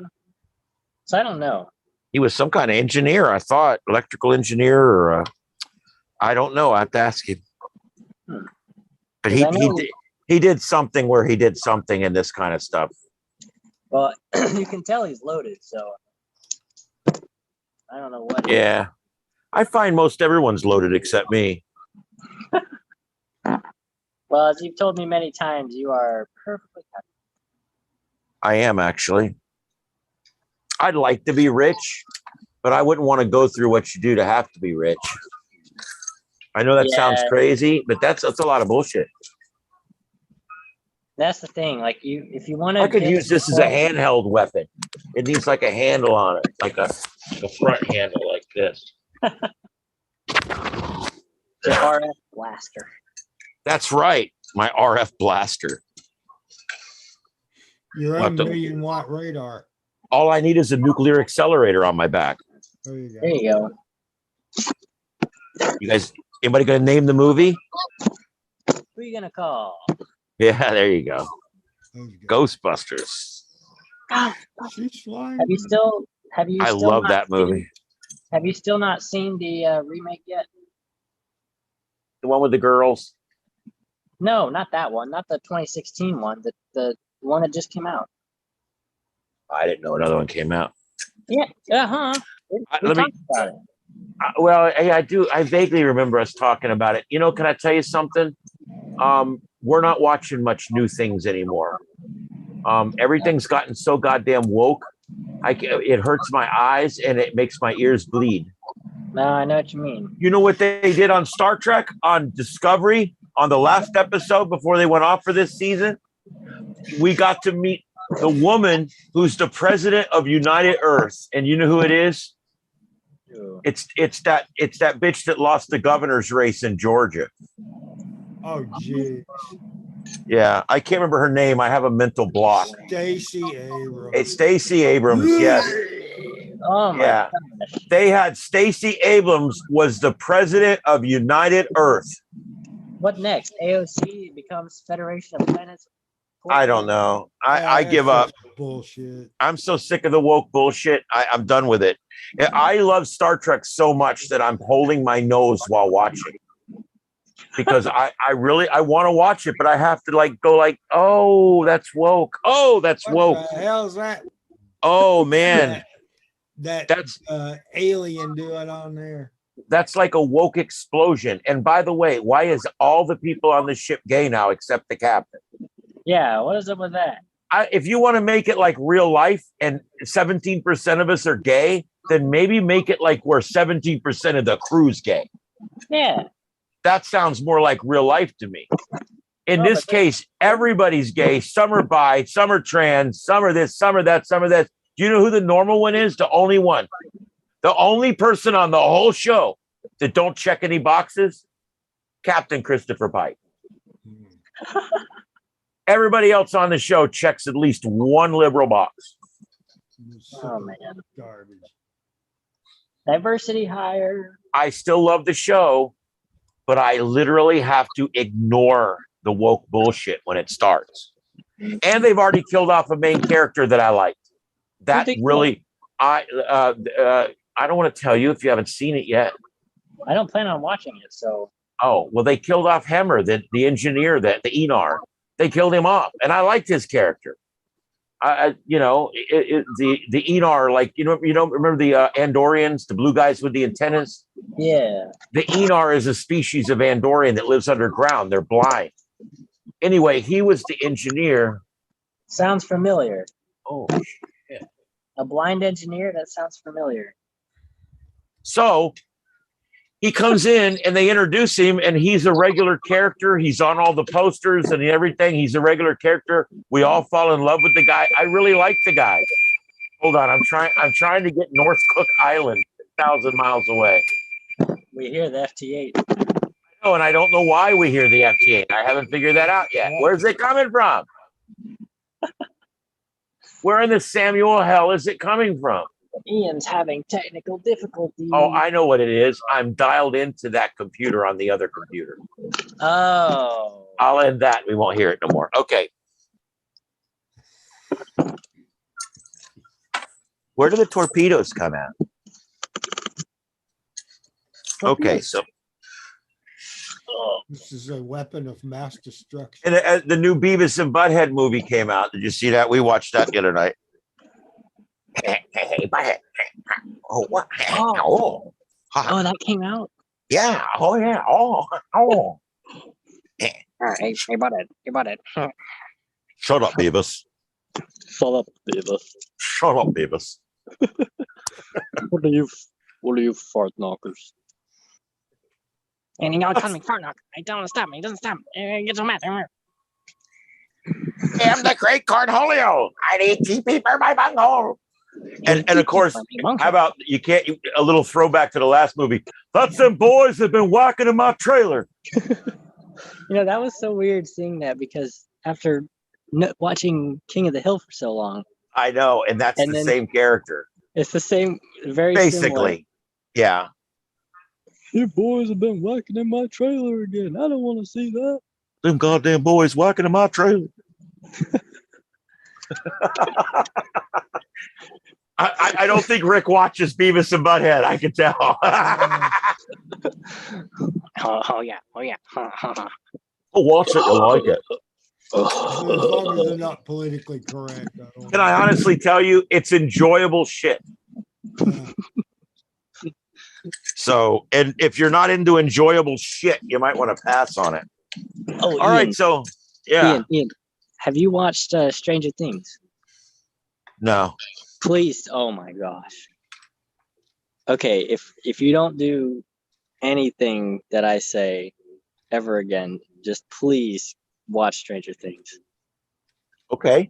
It is a ham radio's operator's wet dream. It is set in the 80s. You get all the 80s aesthetics. You get ham radio. You get alternate dimensions. You get superpowers. Literally, in my opinion, it is the best piece of cinematic show ever made. And really? I have very high standards. And that it's the final. I believe the final season has just finally released as of today. Give it a shot. It's on Netflix. If you don't have Netflix, I can send you the files. I have them torrented. I can literally send you the files on email. It is the best thing I have ever seen. Do you know where it's streaming right now? Yeah, it's Netflix, but I can. Okay, I have Netflix and I have Paramount Plus, so I can get it. You have Netflix. Watch it. It's called Stranger Things. Start with season 1. Start at the beginning, and I guarantee you. I mean, I can't guarantee you, but I think you will absolutely love it from like the first episode, because like, oh my gosh, it is so amazing as I'm a gonna show. pull it up on a tab. I thought you had for sure seen it. No. Oh, it's season 4, 4 seasons. Yeah, so season 4 part 2 or season 4 volume 2 just released today. And I haven't seen the ending yet, but yeah, it's got ham radios, it's got girls with superpowers, it's got alternate dimensions, which are like fascinating. I don't want to hear about no chicks with superpowers now. Well, hold on. Before you just think it's gonna before you think it's gonna be a bunch of wokeness, there's like none of that. Oh, good. It's That's like a bonus nowadays. it's super detached from like what's going on now in the world, which is crazy because almost everything made now has like all the current political whatever's worked into Oh, yeah. it. This doesn't. This is completely detached from all that. It's got great music. It's got great music from the 80s. It's got it's just like my favorite thing ever made. So you have to absolutely check it out, at least the first episode, because I'd love to see the Babylon Bee take over one of these movie houses. It'd be so hilarious. Can you guys read what that says? Probably not. Let me put it on the other screen. What does it say? Antenna? Antenna? If you need service, call Ping Bing Ding. Ding, ding, ding. Okay. Ping Bing Ding. Say, hello, is this Ping Ding Ding? I need Ping Ding Ding. No, this Why- is ping what- pong pong. Explain why one TV has a pigtail and the other TV has a plug. I don't know. What? Maybe it has One a is for dog tail. I guess that's so that you can do the first one without a pigtail, I guess. So it's got a and then the split. second one, you need to put an extension cable on to go to the other TV. All right, I get it. Yeah. I'm gonna hook Ding, this ding. up. I think I'm gonna wait till morning. For my bunghole? I need TV for my bunghole. Bunghole. Well, the great cornhole. I am the great Cornelio. I'm gonna hook this up in the morning. I got a pole right out here. It ain't very high, but I can stick it on it right now, like 15 feet, and run it up and see what happens. What are you doing? Stop it. But I'm gonna try it out as a TV antenna for a little while. And what I'm gonna do eventually is I may buy another one of these or take this one and use the rotor separately from the antenna. Did you get your internet? The cables ran. I just had to connect it to the end. So that was stupid. I had to sit there splicing cables together because I had to. It's interesting. I thought Yeagis, I thought that both sides of the reflector had to be connected. These are not connected. I don't know. See what I mean? Yeah, that is a strange thing. I don't know how that's. I always thought that each element on a Yagi had to be connected on both sides. Maybe it doesn't. Where's the driven element? You know how your the center of the folded dipole is like a zero, like that's where the current is at zero. That's why you can bond it to a boom. So you don't even need anything there because there's no current flowing through there, as far as I know. I don't know where the actual driven element is. It's hold on, if you hold it, it's the one to second to last. So no. None of that shit's Wait, hooked up to anything. Hold on, there's a little plate you have to flip up too. Oh no, you already did it. Okay. I don't know. I think it's the plates because I've seen this design for a ham antenna before. I believe it's those plates that flip up are the actual like driven sections. Well, that would make sense. And then these would be the reflector, this would be the reflectors and the collectors, I guess. Reflectors and directors. Yeah, it's interesting. I'm not exactly sure how it works, but it's gonna be fun to play with. You should be able to pick up the local TV stations with no trouble over there. Oh yeah. Yeah, the towers are not far from. Well, I get those now on my little antenna that's this big stuck on my magnetic roof. Yeah. What I want is I hook my TV up to like my dual Yagis, and I can get I got like 47 TV stations. But I think if I take this thing and put it up, I'll probably get even more because it's specially designed just for that. For TV, yeah. Yeah. Yeah, I would hope. Well, I turn toward West Palm. Well, I don't know if you may pick up too much signal from the local signal. I was going to say try Miami and West Palm Beach. There's the Yeah, try logo. Miami. Can you? I don't know if you guys can see that. What But is the logo? that's the logo for Ping Ding Bing. Bing, bing. I don't see it. Hold it up. It's the little circles with lines. Looks like It's an the alien yeah, it's the logo. little circles. Oh, okay. Ping, bing, bing. Okay. Ching, Bing Bing wing, Ding. chong. They're not even Hi, trying anymore. Hi, I'm Ding Ding Bong at Bing Ding Ding, and I'm calling about the Bing Bong Bing.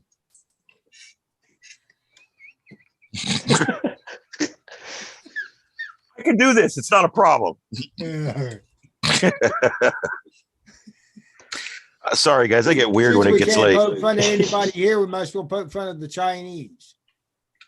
Yeah, the thing is, if anybody ever caught me saying anything, making fun of, let me tell you something.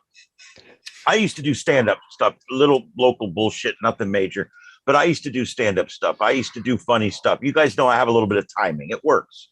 I'm not great, but I can make people laugh. And Timing.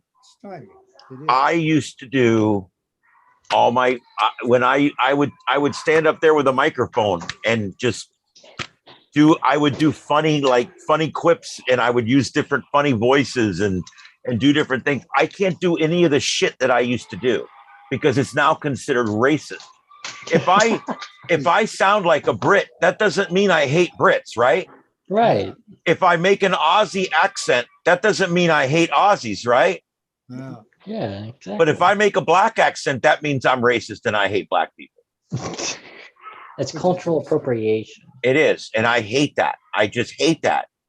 I used to do a whole routine. Bring back where- Richard Pryor.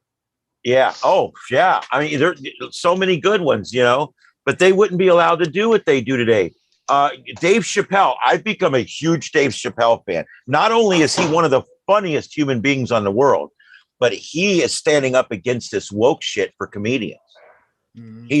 He stands up and he does the joke. He goes, "You don't like it? I'm going to do more. If you don't like it, leave, because I'm going to do more."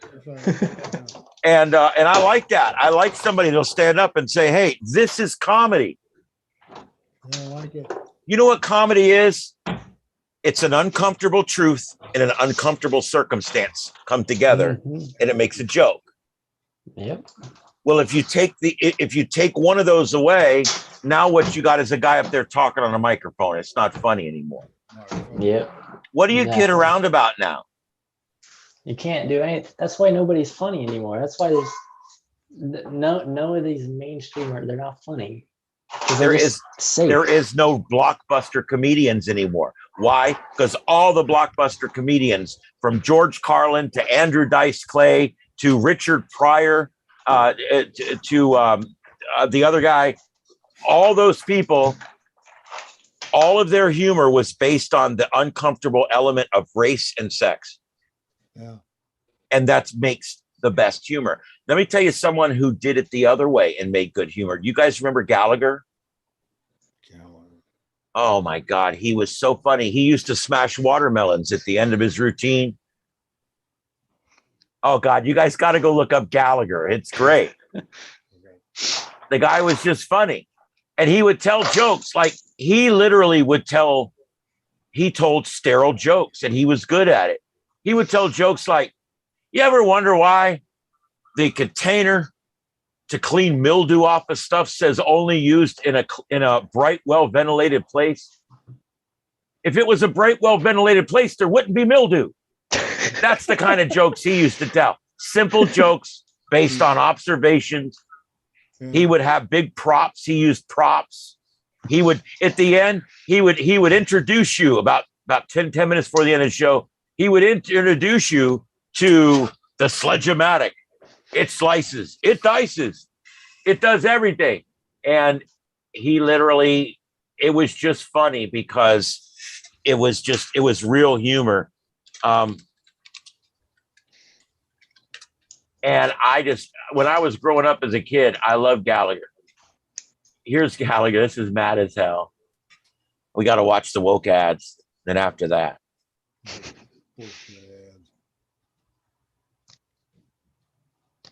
woke ass ad number one. You don't have ad block on there yet? No, I do. I'm not using that browser. I use Firefox just for YouTube, and I have it all blocked up.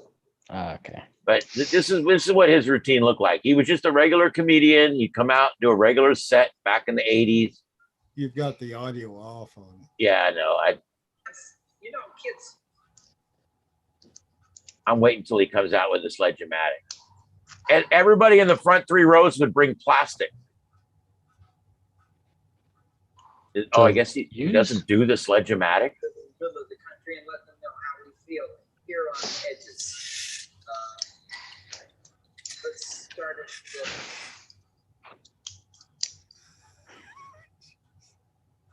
Over the last 10 years, Fuck these ads. web design has changed how we create for the web. And you don't want to know where.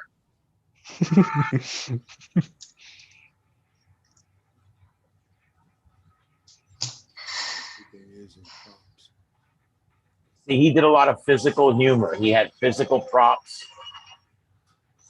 He was one of the great comedians ever because he didn't use the F word and sex to get laughs. He actually did it the old-fashioned way. Yeah, you don't need to do that.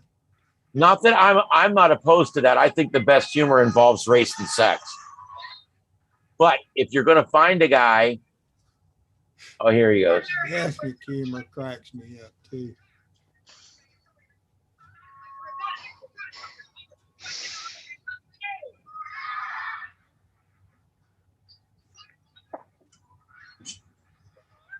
And this was the last 12 minutes of the show. He literally just smashed fruit.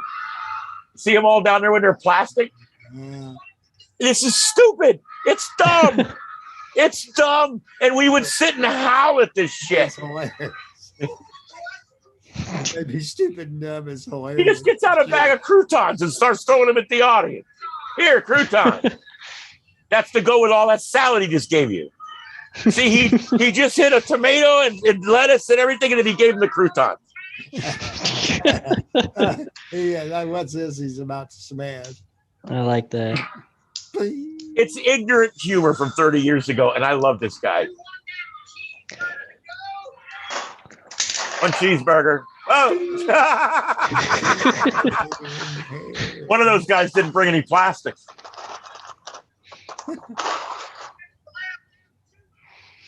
Toothpaste. Oh, jeez.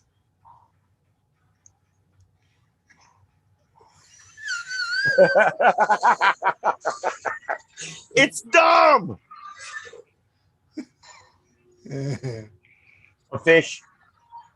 Oh, God.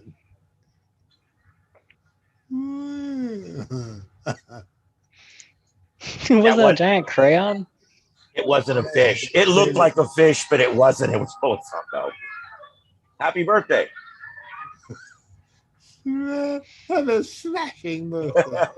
There's a giant crayon. What is it? Yeah. Yeah. I don't. It was part of an earlier joke. Maybe a missile.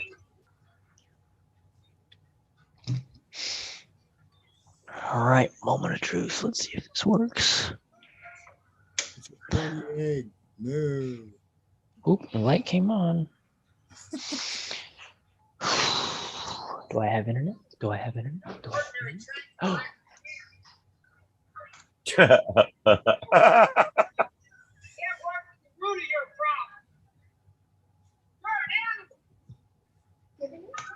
think I do.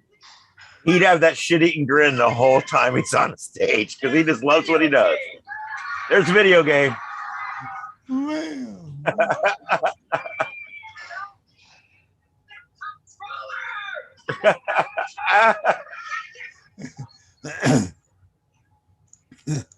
I saw that video game in an antique store. It's working. Yay, my internet works. See this, man? Pull over.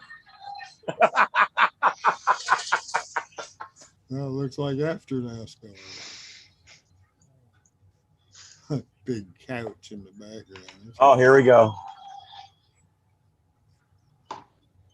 Oh, it's a watermelon full of balloons. You people are so silly. The new best way to Get off my TV, you bastard. talking about is something you've never I hate heard these before. damn things. Using Audible. So these right here are paychecks from Audible. It's open. Yeah, I'm the 13 colonies, Stranger Things, yeah. and all these, and I'll leave all that open. So in the morning, I'll come out here and I can remember what we did tonight while I was so tired. Okay. Well, you absolutely must try out Stranger Things. And this weekend we will try and get you to show you how to video edit a little bit. Now that I have internet at my computer, I can actually do that. Cool. All right. Well, I'm gonna say 73s here because I gotta go bed. All But right. I'm further ahead than you. I'm saying 74s. 74s. 75s. All right, guys. 76s. All right. All right. It's been fun. You guys have a good night. I'll catch you later.